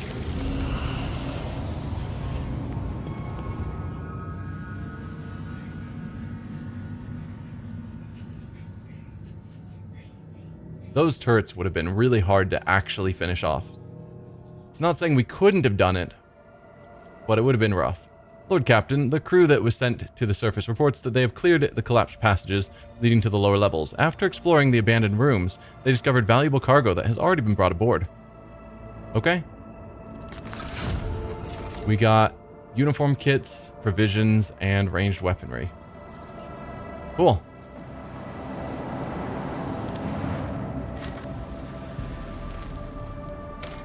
Another small planetoid with 2 plasteel. No. Not wasting my time on 2 plasteel. Ooh, lots of stuff here. Let's... Abandoned Tech Priest base needs to be explored. Adamantine, only 2. It feels like that's going to open up a new area to go to. Let's check out this one first. The sight before you has excited the officer corps, who are delighted to witness the truly majestic ends of the planet through the huge windows of the bridge, one of the many nameless worlds throughout the expanse. An unknown reason caused the planet to break into several uneven parts, but its strong magnetic field is still preventing them from drifting into the cold abyss of space. The planet's hard inner core has remained almost untouched as thousands of explosions taking place under its shell of hard metal light up the world's heart from the inside. What is going on here? Planet broke into several uneven parts. The hard inner core remained untouched for thousands of years. As thousands of explosions taking place under its shell of hard metals light up the world's heart from the inside. So the planet broke up. We're seeing into its core, and for whatever reason, there are thousands of explosions taking place right now. Confused, but sure. The Augur crew detects several ruined extractiums on the broken planet's surface. Their analysis shows somebody used to mine adamantine here, but abandoned the deposit after the catastrophe. Most of the machines are damaged beyond repair, but the tech adepts claim one of the complexes can be restored if the rogue trader has the required parts and equipment. Provide the technicians with scrap to repair the extractium, dismantle this surviving extractium for spare parts, or leave the world to its fate to face its end alone.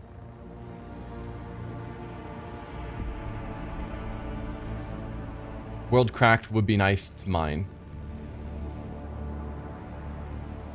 I mean, it's only got 2 adamantine. Unless if we repair the extractium, suddenly that makes it more valuable. Or something. I would like to dismantle the surviving extractiums so that they become extractiums I can place elsewhere, but I'm assuming... I don't know if spare parts means that I get an extractium myself. But spending scrap, whatever that means, to get 2 adamantine feels silly. But I'm going to do it. We'll keep mining. I don't know that this will give me a working extractium, because I don't know what spare parts counts as. So, yeah, let's repair the extractiums and see what happens. A few dozen time bells later, the Lord Captain is informed that the repair crew is suffering from unrelenting headaches. How valuable is adamantium? As far as I know, I don't know. It seems like just a trade good that periodically we get people who say, hey, I need 5 adamantium. I don't know that any of them are necessarily better or worse or more valuable than others. Just some quests require them, or some building projects on our worlds. A few dozen time bells later, the Lord Captain is informed that the repair crew is suffering from unrelenting headaches, most likely caused by the oppressive magnetic field of the world. However, the machines have been successfully repaired, and the extraction of adamantine may continue if the Lord Captain wishes. Of course, the mine needs to be staffed with a squad of working servitors and a maintenance brigade doomed to endure the endless pain caused by the magnetic storms. Restart the extractium or take the extractium machine on board. Its capabilities can be applied elsewhere. Your life right there. The ongoing headaches. Yeah, you just need to go to a planet that doesn't have a magnetic sphere. Problem solved. We will take the extractium on board. Its capabilities can be applied elsewhere. So that gives us a new extractium. Oh, adamantine bumped up to 5 here. So 5 is actually reasonable. So I could just put it right back down. Like, no, guys, it's fine. You can come on board. Take the machine. Bring it all back up here. It's good. I'm not going to force you to be here. Psych, go back down. Alright. So that looked like... I thought that was going to be a place we had to explore, even though that's not the usual icon for fly down and explore it. But no. I wonder why it's labeled as Abandoned Tech Priest Base then. Just to give us context. But yes, I'm going to throw down the extractium because now it's up to 5, and 5 is actually worthwhile. So, sorry people who are stuck there with permanent headaches from the magnetic sphere. Or the magnetic field, but good luck. Thanks for your sacrifice for the Imperium of Man.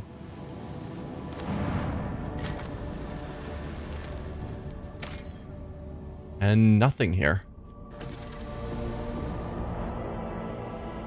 This has a name.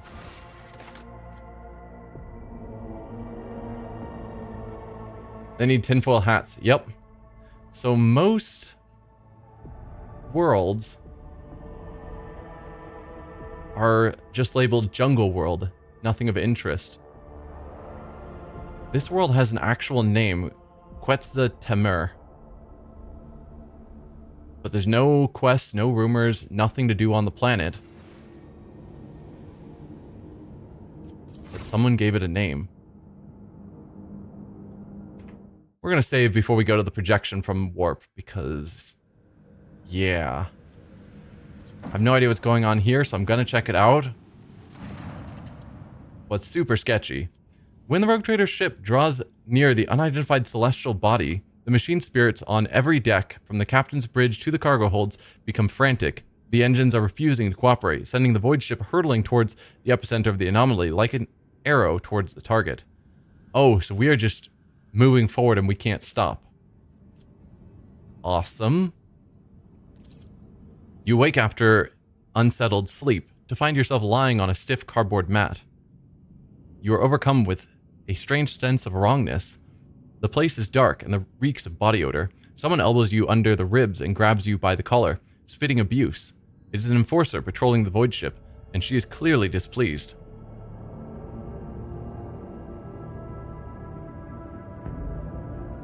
We're on a cardboard mat. And an enforcer elbowed us, grabbed us by the collar, and is shouting abuse at us. I don't think she cares that we're the rogue trader. I don't know. This seems like a memory or a vision or something.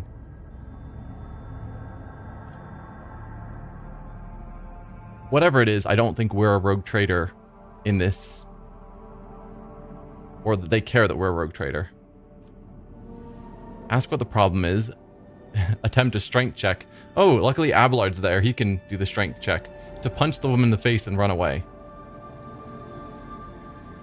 I mean, I don't want to just punch a random woman in the face. Even if we do have a 100% chance to succeed. Ask what the problem is. Let's try and figure out what's going on. The enforcer tosses you unceremoniously into a corner where similarly ragged people are scrubbing the deck. According to the sign on the bulkhead, this is Bay Theta 54, the lower decks. You have work to do. You need to get moving. Start climbing to the middle decks using an old map on the wall as your guide. Find a servo skull messenger to inform the bridge of your whereabouts. Talk to the locals to learn about everyday life on the lower decks. Or awareness succeed, we've already passed that one. Rob a guard post and contact Bijdis using a stolen Vox. Or just scrub the deck. I mean, I'd rather do the one that we already have succeeded at. Contact Bijdis using a stolen Vox. You have been studying the enforcers for several cycles now, observing shift changes, trips to the mess, games of regicide, and the aftermath of boozing sessions. On the fourth day, during a shift change, you sneak into their small room, find a Voxcaster that someone left behind. Upon hearing your voice, the Voxmaster gives praise to the Emperor of Humanity. Bijdis explains that you were trapped in an anomaly that made people on the ship inexplicably trade places. A rescue squad was dispatched at once to search for the Lord Captain, but you beat them to it and contacted Bijdis yourself. So as we approached the projection, everyone just suddenly swapped places. And so on the lower deck, luckily we had all of our people with us so we could pass those checks somehow. But the lower deck didn't realize that we were the rogue trader, even though visually it should be pretty obvious. You had to wait several more ship cycles for the escort squad to make its way from the uppermost decks down to the very bottom. Informed about a high-ranking guest in their midst, the overseers of Bay Theta 54 tried to brighten your stay with passable food, a soft bed, and even warm water, a privilege not afforded to the locals. Eventually, you see the familiar faces of escort officers who have come to retrieve you. Hurry to the void ship bridge, punish the enforcer who dared to mistake you for a serf, teach a lesson to all enforcers on the lower decks. No, we'll just get out of there. I'm not punishing them for not realizing I was the rogue trader. even though they really should have. Voxmaster gives praise to the Emperor of Humanity as you make your entrance on the captain's bridge. Vigidus explains that you were trapped in an anomaly that made the people on the ship inexplicably trade places. A rescue squad was immediately dispatched to search for the rogue trader, but finding you took quite a bit of time. All's well that ends well. The Lord Captain is at the helm again, continuing his journey through the Koronus Expanse. Long live Ignatius von Valencius. Well, that was weird. Just an odd anomaly.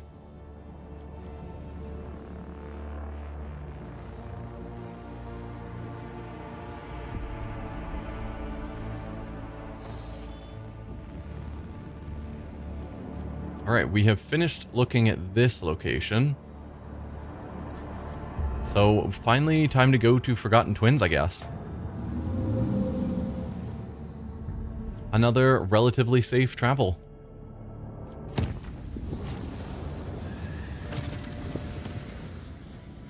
With no event on the way. Even better. Uncharted system, let's visit it.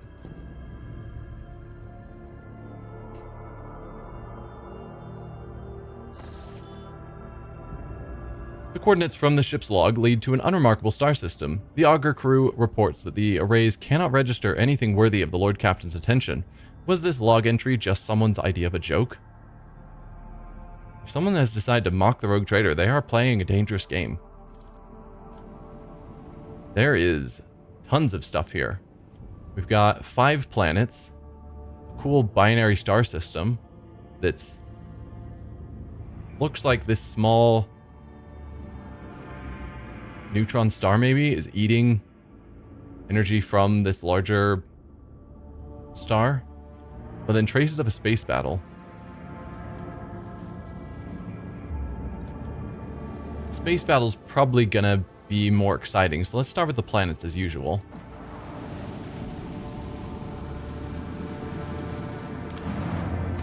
What do we find?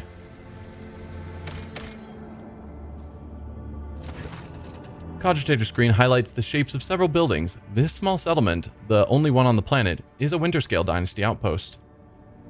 Visit the outpost, send a party to raid the outpost, or continue our journey. We'll visit it.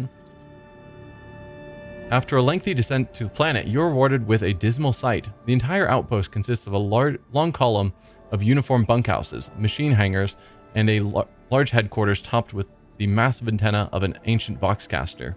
The binary suns hanging in the sky make every object cast 2 shadows, a spectacle you find vaguely disturbing. The custodian and his people go out of their way to give the esteemed guest a proper reception, but their resources are scarce at best. Let's talk to the custodian. Yeah, better hope that Star is in early. It's early in its cycle. Bad time to go boom. Yeah. The custodian shares alarming news. The outpost is highly dependent on various deliveries from the core Winterscale worlds, but 2 ships have already failed to arrive on schedule. The locals do not have an astropath of their own, so the custodian cannot determine the cause of the delay or request aid. The outpost will soon run out of food at this rate, so the custodian sends an urgent request for provisions. He is begging you for help, offering what little his settlement has in exchange. We could supply the outpost with provisions it needs, costing us 2 provisions. We have 14. We could agree to help in the future should you have the necessary resources, or just leave the planet. So it's either give them the 2 supplies now, come back later to give them the 2 supplies, or leave them to their fate. I wish there was an option here to have our astropath send out a message saying, hey, where are your 2 ships? What's going on? Because they're like, oh yeah, we don't have an astropath, so we can't determine anything. And it's like, we're here with an astropath. Or our ship has an astropath. Can't we just find out for them? Because yeah, we can give them a couple of provisions, but that doesn't really help their problem long term. But yeah, we'll help them with the provisions they need. Custodian showers you with gratitude and hurries to send gifts in return. The formerly grim and worried faces of his men light up with relief. They gave me a needle rifle. It's not that great. I mean, I guess I should give this to someone, probably Argenta, because giving another form of ongoing damage has value. And I think this one is actually doing nearly equivalent damage.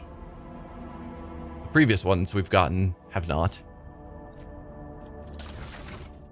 and then some basic trade goods. The return journey treats you to a rare and unexpected spectacle. An eclipse begins as one of the two local suns covers the other. You watch as the temperature drops, the lighting changes, and the double shadows vanish. The two disks in the sky merge, forming a shimmering oval, and then become one. Eventually, the fantastic event passes, leaving behind a vivid memory. That would be a cool event to see. An eclipse of two suns, one blocking view of the other. Is there still another event here? No.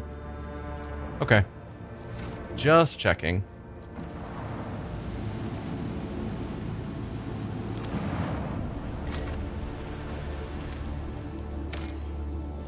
Two plasteel, don't care. Let's make sure we avoid going into there.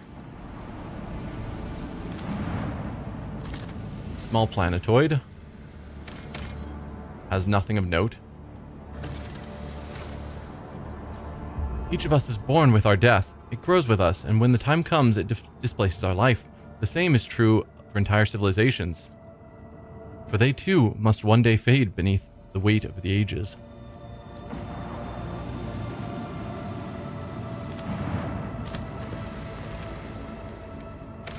Gas giant.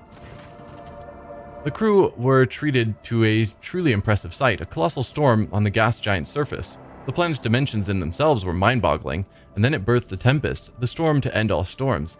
As the Lord Captain and his officers observed it from a safe distance through the bridge's huge viewing windows, someone suggested giving it a name, and the Emperor's wrath garnered the most votes. Some in the crew believed the storm to be an omen. We can only hope it is an omen of great things to come.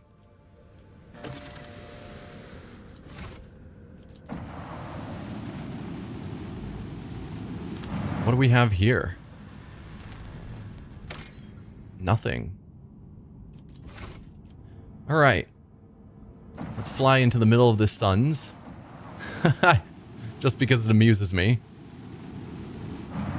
Because they should be swirling around us, and therefore we're within their path. But no, let's just move on. Eldari in distress. Irlet is convinced that some of her kin can be found in the system known to humans as... Here. Lord Captain, there's evidence of a recent scuffle straight ahead of us. Don't take me. This is not a frigate. This is just a gutted piece of metal. The helmsman falls silent for a moment. Blimey, the culprits are here too. It is the Eldari freaks. I recognize their shiny asses even from this distance, except the xenos are acting suspiciously. They are hovering in place and not even trying to run. Should we approach or open fire from a distance? Call off your people, Elentak. Something is wrong. The children of Asurian are dismayed, but doing something that is like this to a Monkey vessel. No, we are not animals. I appeal to your prudence and the promise you made. Do not destroy my kin for the deeds they did not commit.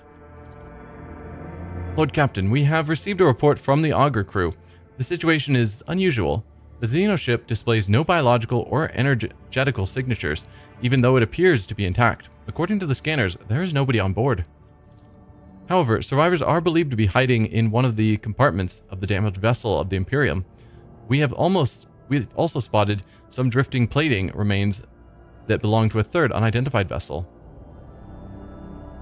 Send a shuttle with scouts to investigate the Xeno ship. Have the acolytes of the machine cult identify the remains of the third vessel. Dispatch a rescue team if there are any survivors at the frigate. I want to do all of these. But I think first get information. Have the machine cult identify the remains of the third vessel. The Voxmaster relays the orders to the tech priest and promptly receives a reply. Lord Captain, I am reporting that the hull fragments belong to the Drukhari xenorace, but the presence of their ships in this system at this time has not been confirmed. So we have Drukhari. Sounds like a battle between humans, Eldar, and Drukhari. The Eldar ship is empty. Eldar hiding out in the human ship.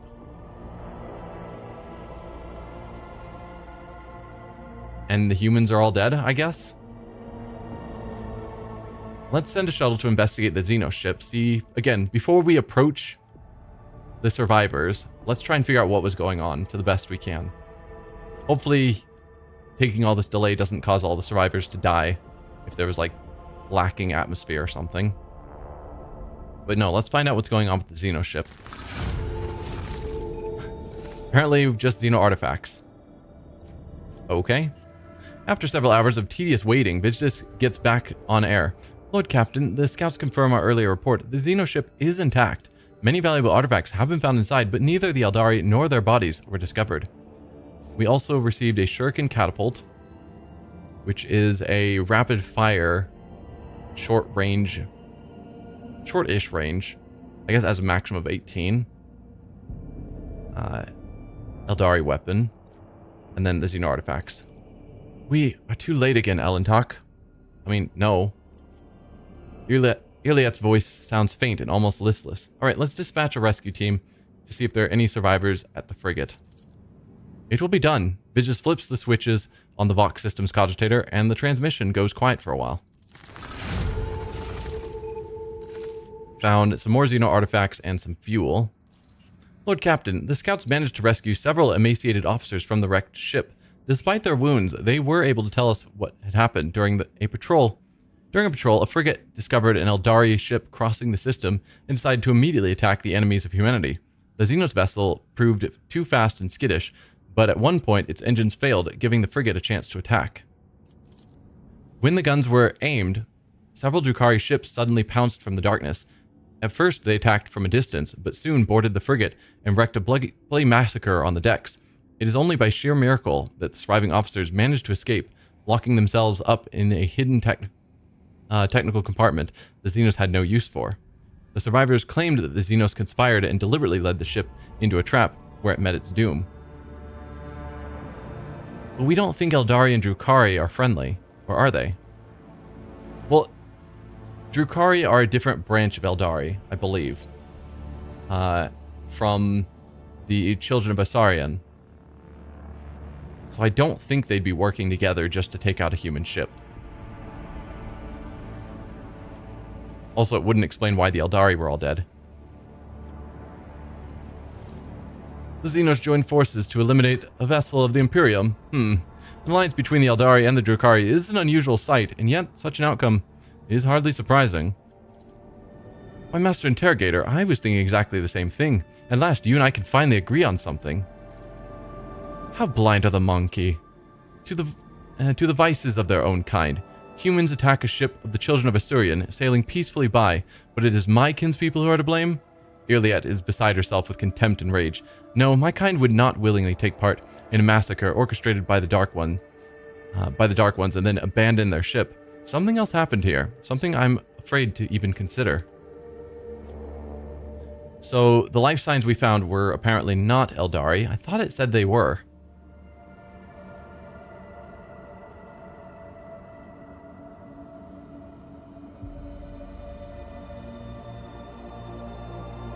Let's see if I can find what it said.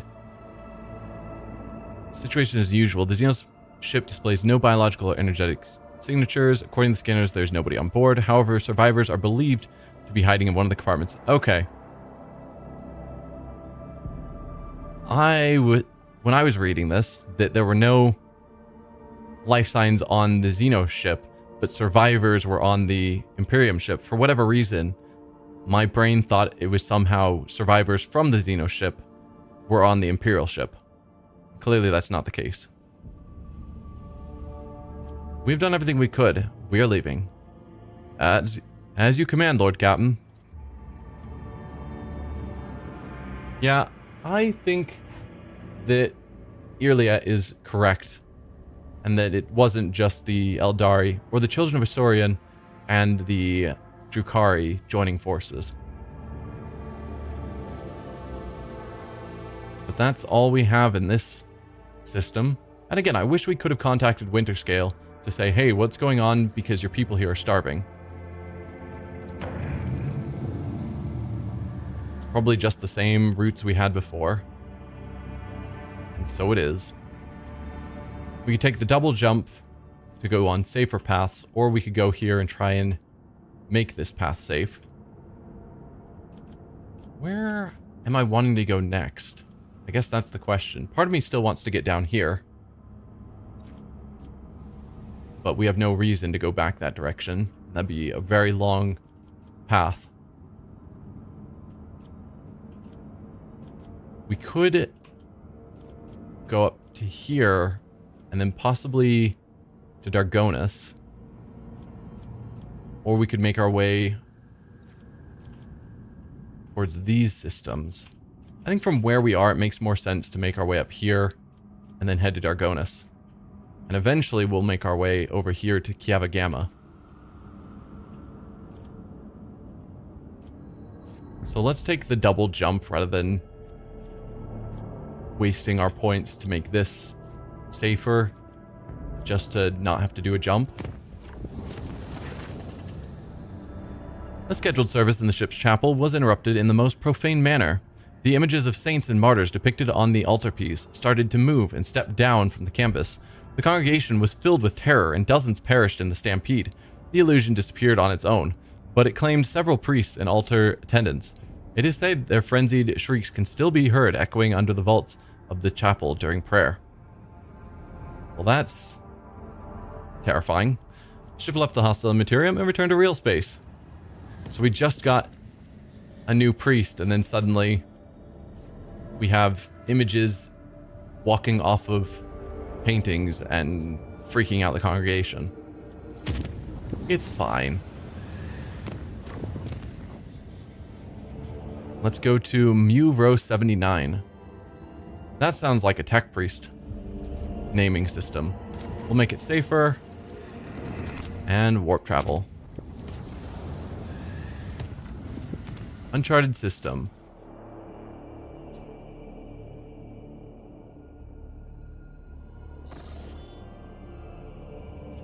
Unknown ships, a group of them. Explorator Void Station, so yeah, tech priests. Let's check out the planets first.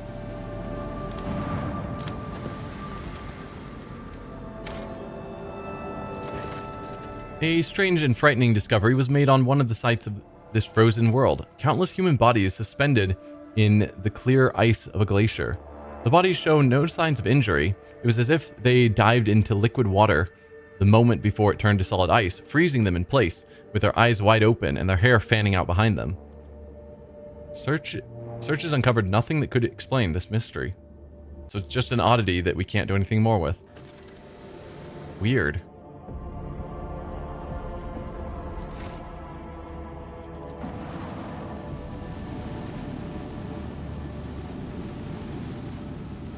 I think we'll go to the Explorator Station before we go to the unknown ships. 5 plasteel. We already have 13. But it is a reasonable number.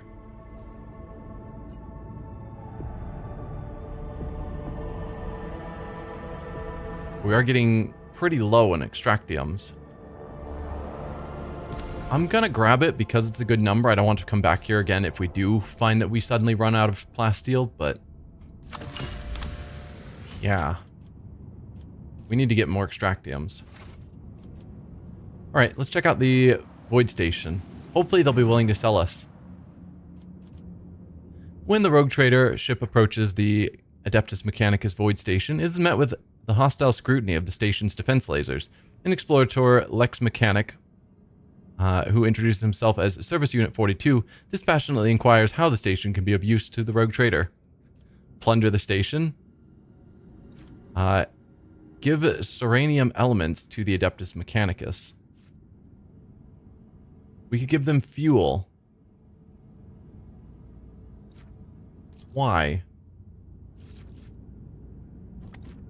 I know we made a deal with the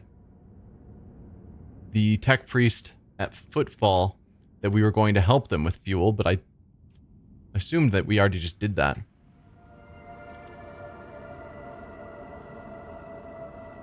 But I guess we could do this just to see what happens. Hopefully it improves our relations, because we need to build up our relationships with a lot of different factions. And this probably gives better relations than if we just traded them the fuel. I hope. Or profit factor, okay. The station thanks the Rogue Trader for his cooperation and remunerates him with gold and securities. 1 profit factor. Okay, let's trade. Upon consulting the data from the station's main cogitator, Lex Mechanic Service Unit 42 confirms that the station requires rare transmurium elements or natural gas for research of an undisclosed nature. For its part, the station cannot offer the Rogue Trader anything in exchange at the moment, but the Adeptus Mechanicus representative on Footfall will certainly repay him for his aid. Fine. Let's leave the station. I guess let's take on the unknown... Well, not take on. Check out the unknown ships. Hopefully it's not a battle. Lord Captain, we have an Imperial Navy squadron preparing to engage a pirate mob. The forces of both flotillas are comparable. Do you wish to intervene? Hailing the commander of the Imperial Navy forces. Who are you trying to kill out there?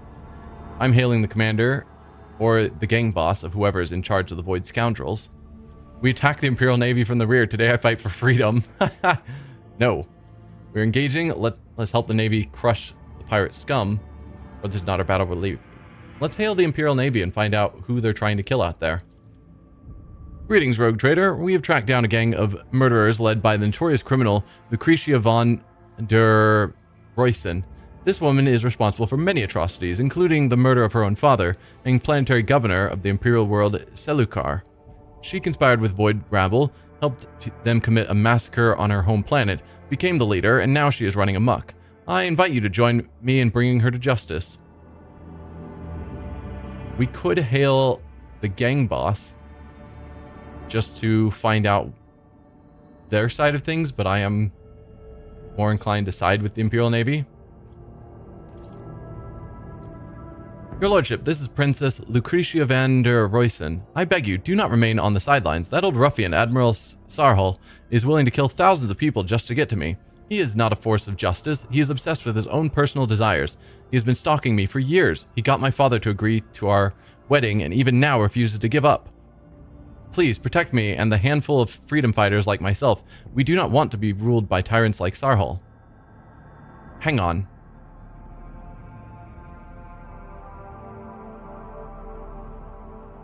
Wedding? So the Admiral...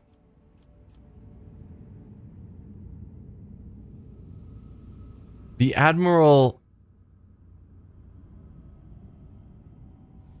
spoke with her father, got permission to marry her, and in her desire to not get married, she rose up with a rebellion that killed her father and is now leading these freedom fighters, as she's calling them, to try and push back the Admiral, who is willing to kill his way through her gang just to get to her to marry her?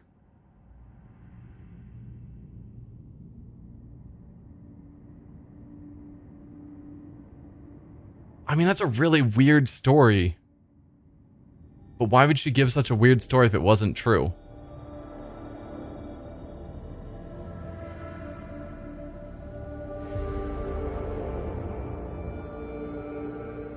I'm siding with the Navy. This whole thing is just weird.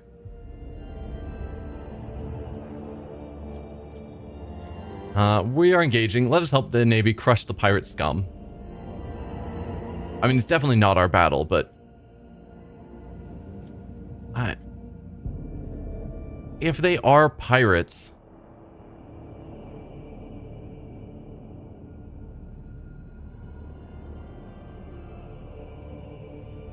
I wish Abelard would speak up here. He's known about a couple of different pirate factions we've run into. And Imperial Navy officers. There's a reasonable chance that he should have more context on these two individuals and could give me some of that context, which would be really useful right now. But it's not an option. So we're going to help the Navy. Damn you, all we want is to take charge of our own lives. If that means killing you, so be it. Sorry.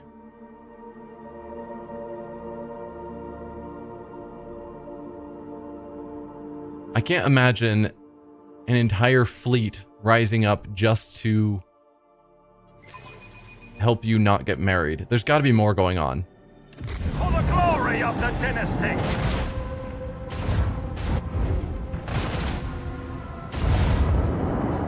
Okay, this is a giant space battle.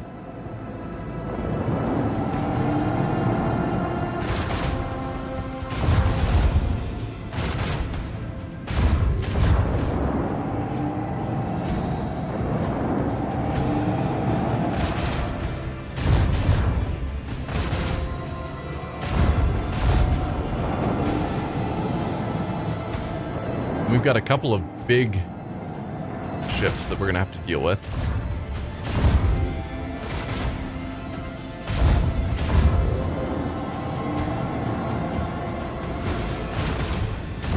At some point we'll get to our turn.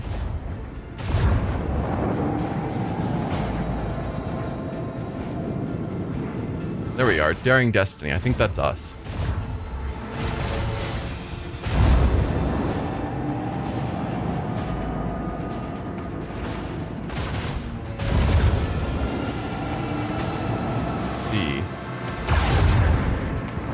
Vessels inside this cloud of gas and dust, its aiming and firing capabilities are reduced.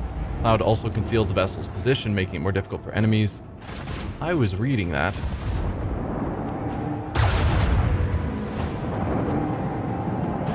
Now we got a bunch of these like location-based effects. Enhances the capabilities of macro cannons, but increases the incoming damage whenever a vessel inside the anomalous zone makes an attack. And that one's gone too. I guess they don't matter until I find out where our ship is and how useful they would be. Oh, you can send out little interceptors, which is different than torpedoes. That's cool. This is a crazy battle.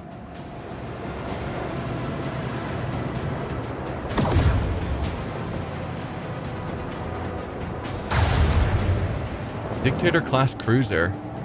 That is a big ol' ship. Oh, there we are.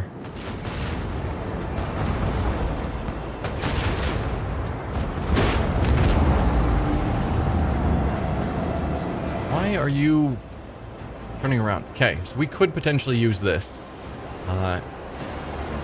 Increases incoming damage whenever a vessel inside the anomalous zone makes an attack, it suffers damage. Oh. So it gives us more range with our macro cannons, more damage with our macro cannons, increases our incoming damage, and we take damage, 2 to 6 damage every turn. No, whenever we make an attack, we take 2 to 6 damage. I don't know if I want to use that. So we've got a bunch of ships down here. Seems like this is the whole battle now. There were a lot of ships.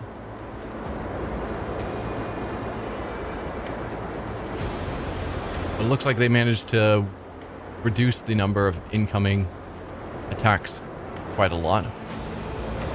Let's go with our lance weapon we could fire here.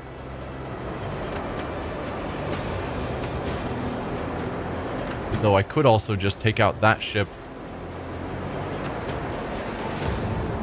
with some of these other weapons that I won't be able to use on anyone else. So if I took you out with that, and maybe this gun is not going to be helpful. But then I could still use this to fire on someone.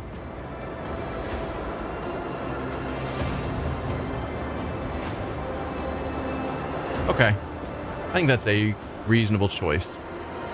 So we send you here and fire on them.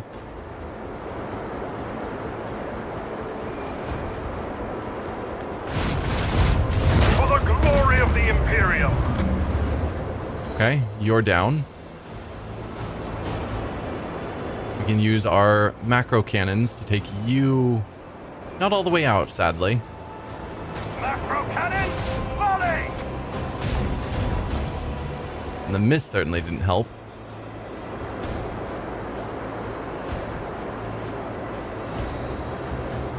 Who would I want to shoot here?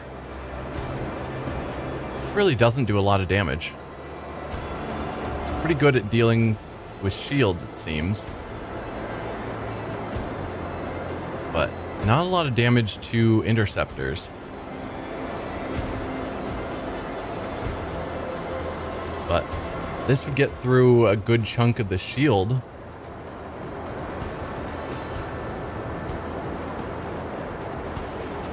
Or do we just try and get through you?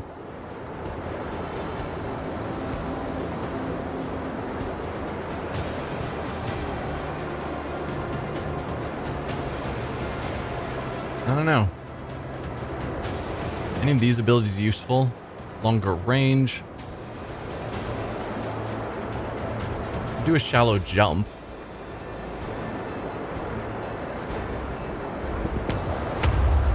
Oh, I was curious to see if it would show me, do I get to choose where I go? But no. You click it, it gets used. Interesting. Well, that wasn't quite what I was planning, but so be it. Still, unfortunately, don't have anyone I can shoot with that gun. And I don't really want to shoot you now that you're right in front of me.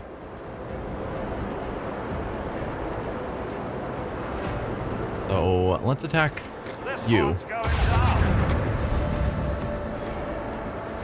Didn't quite kill him. That is a shame.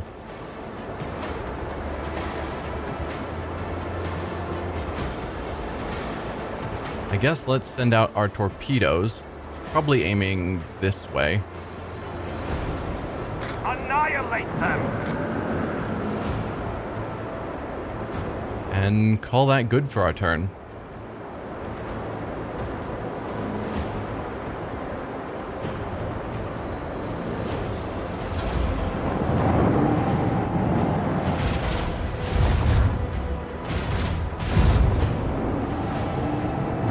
Nice misses there.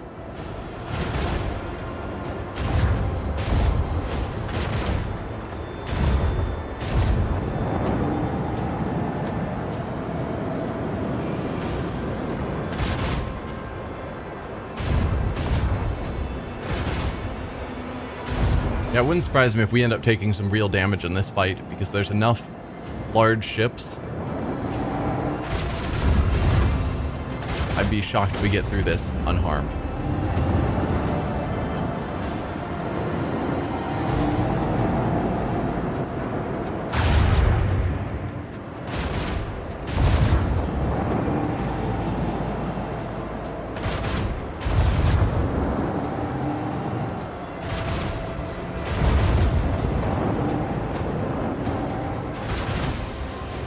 Luckily, none of them are shooting at us.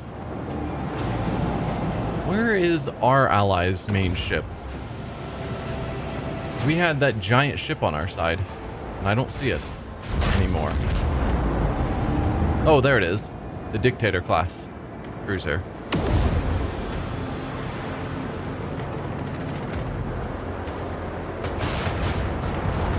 Okay, you apparently can do some real damage to these guys. And then you're running away. What are you doing, man? Alright, torpedo time. Let's...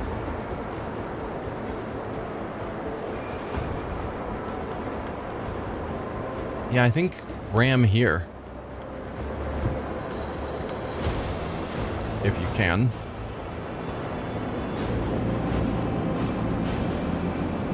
Might be enemies of humanity. There we go. So their back shield is gone. We're not... Ooh, we are in a position where we can shoot them.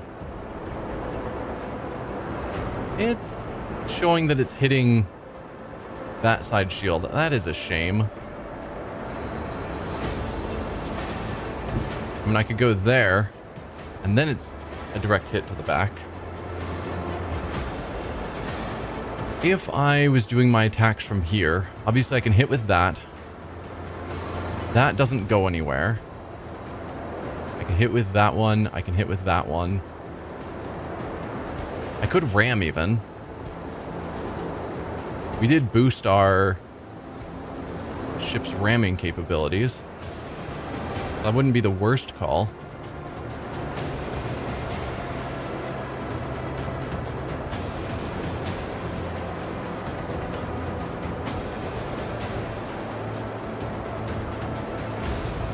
But no.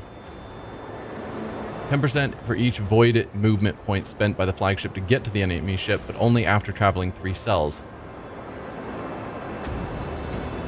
So, probably not.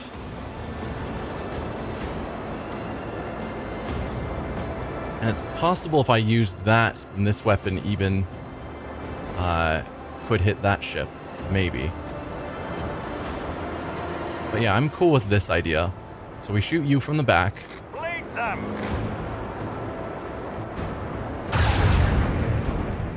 Get a little bit of damage there. Then shoot again. Strewn across the stars!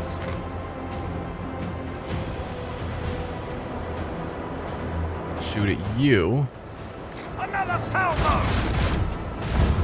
The impure tremble. Then I think we're going to extend the range and hope that that is enough. It is apparently barely not enough to hit. That is a shame.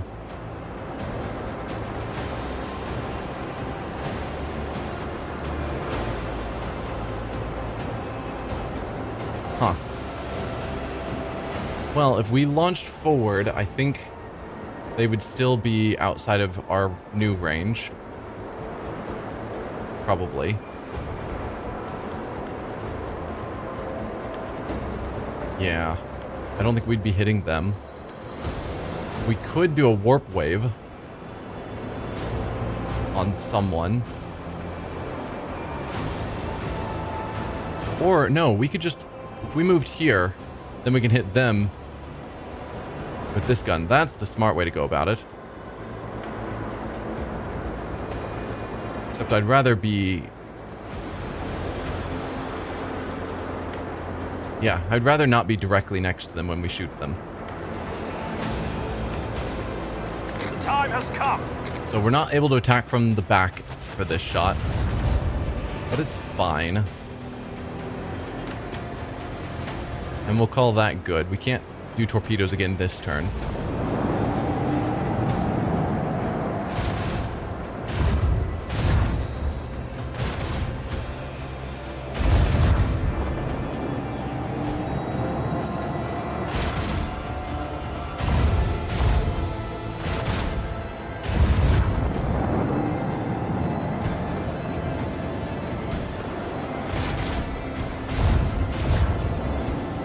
Yeah, we're gonna win this fight. I hope you get back in the fight soon. But that ship looks super powerful.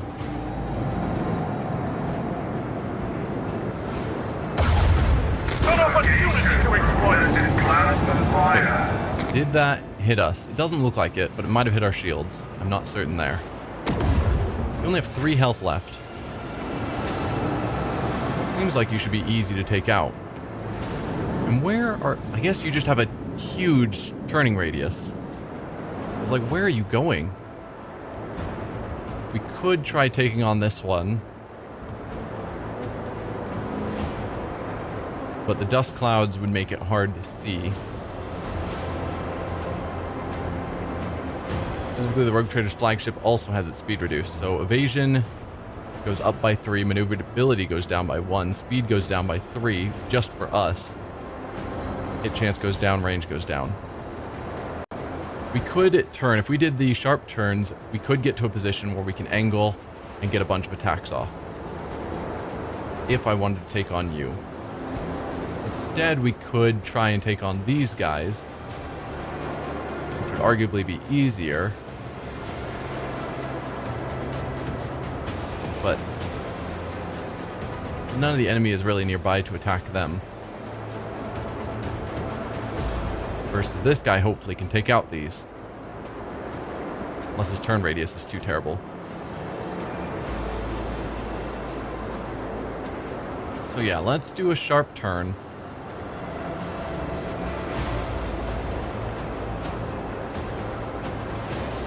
Then from here,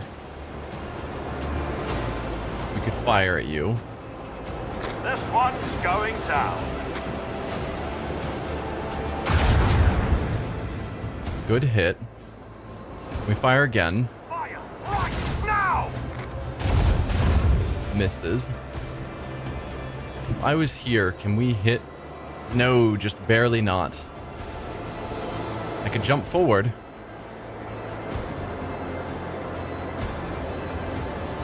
let's go here and then jump forward 5 squares.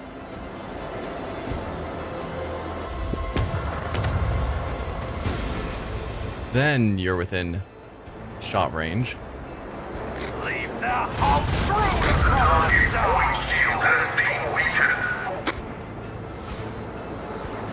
Suppose I probably should have dropped the torpedoes back here. Because now we're going to have a hard time getting them anywhere. But I'm going to throw down the torpedoes anyway. Torpedoes locked. And this gun doesn't do anything at the moment, so end turn.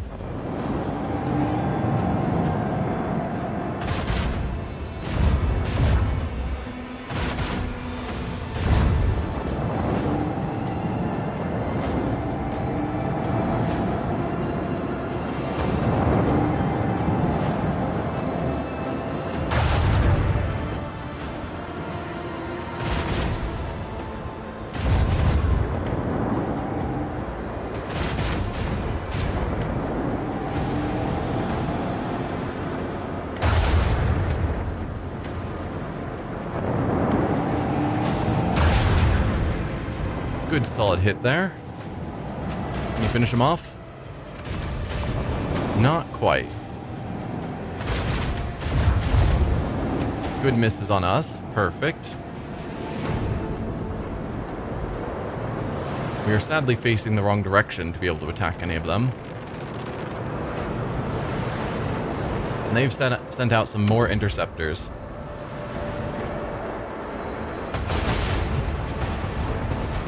That is not doing as much damage as I would have thought. Okay, that was some good damage.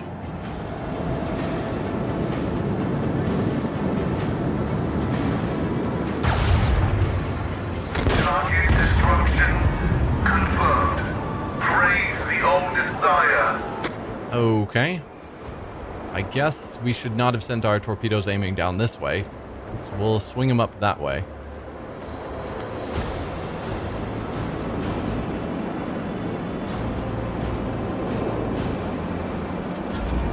Turn. We can use Argenta's ability to move the torpedoes again.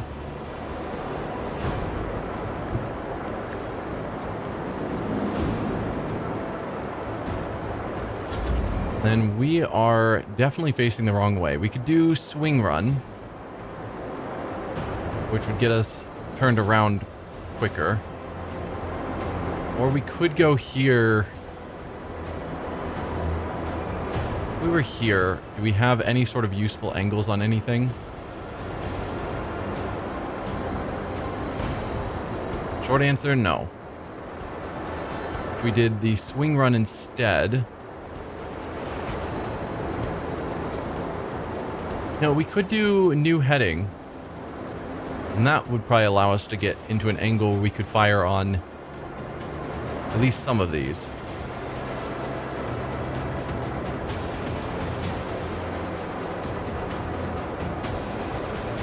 Because I don't think the U-turn would get us where we'd need to be. So let's do new heading.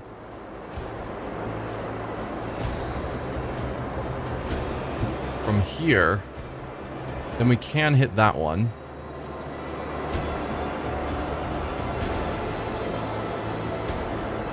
We would need to be one more forward. If we were here, actually. That has the range there. We don't hit that one, unfortunately.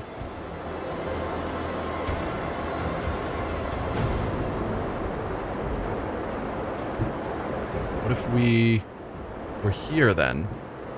Just trying to find the best placements. We can hit you. And we can hit you, and then we can still move forward so we can get a second shot on you with our left side. I think that'll work. So let's move forward and then fire on you.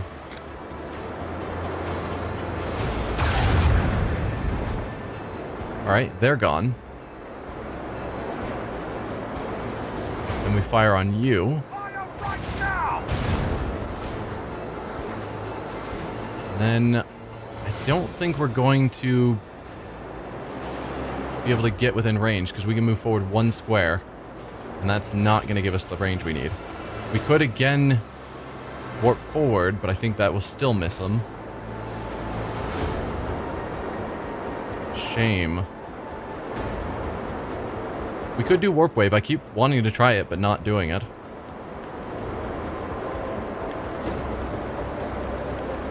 I can't ram.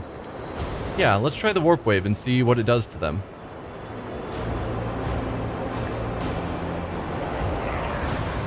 Oh, it just turned them. Didn't seem to do any damage. It's not nearly as cool.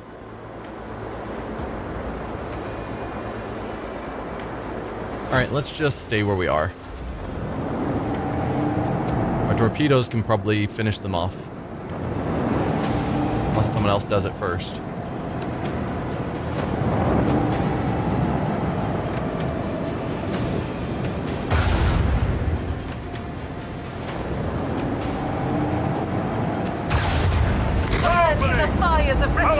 Batteries await your command! Okay, I think one enemy ship is all we have left. Just these interceptors.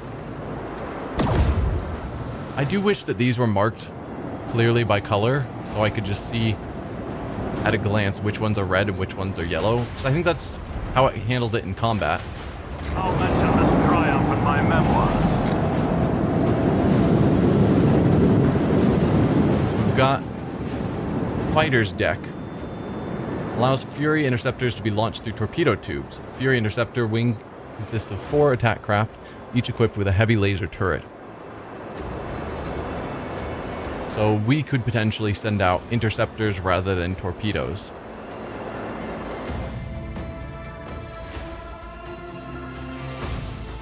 Tempting. Thank you for your cooperation, Rogue Trader. The boarding party has captured Vander Royson. Perhaps the poor girl has simply fallen under a bad influence, so I will personally see to her re-education. The reward for her capture is yours as promised. In addition, I am enclosing a particularly valuable trophy as a token of my sincerest gratitude. He's going to personally see to her re-education, so he is in fact going to marry her. That's so weird. So we got Chirurgeon's Vow, whereas toughness is increased by 4. +1 profit factor and reputation gained with the Navy. I wish to keep that captive. I would rather not leave her in your hands. Or keep a stern eye on your prisoner.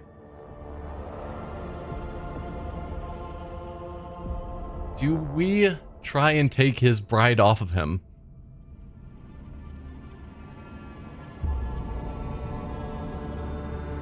I'm kind of thinking so, because he seems also a little bit scummy, since we're finding out that there is at least some truth to her tale, it seems like.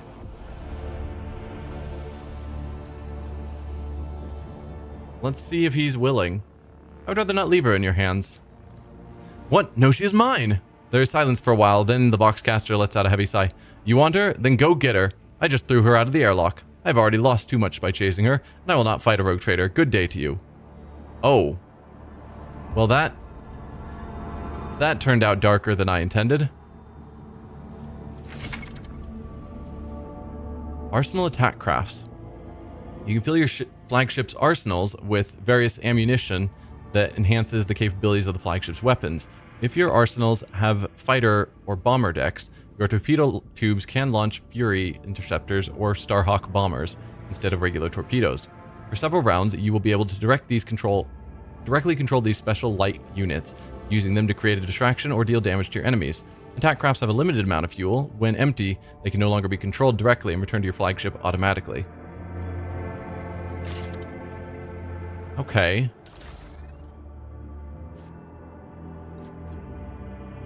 So we could slot that in. And we now can launch interceptors. My question is, this ability, does it work specifically as calling torpedo salvos? So I think that ability only works if we have torpedoes. So is it just a dead ability if we don't have torpedoes? It seems that way. Although I don't know if this prevents us from launching torpedoes or if it gives us the option to do torpedoes or interceptors. We didn't take damage. That's nice. So we have even more scrap. Do we just keep boosting our hull? I think so.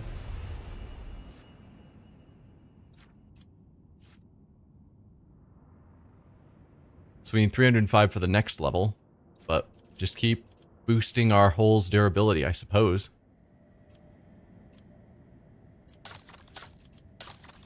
Yeah, I don't know. Feel bad. Wasn't wanting her to get jettisoned, but it is what it is.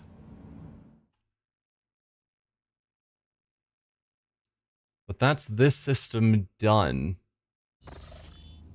We're also at the end of my usual streaming time, so I think we will end it here. Let's chart some courses, just to get an idea of our options. Yeah. So I think next time we're going to go up and deal with these and maybe make our way to Dargonus finally. That'll be the plan. Thank you all for watching, and I will see you next week when we continue exploring the Koronus Expanse. See y'all then.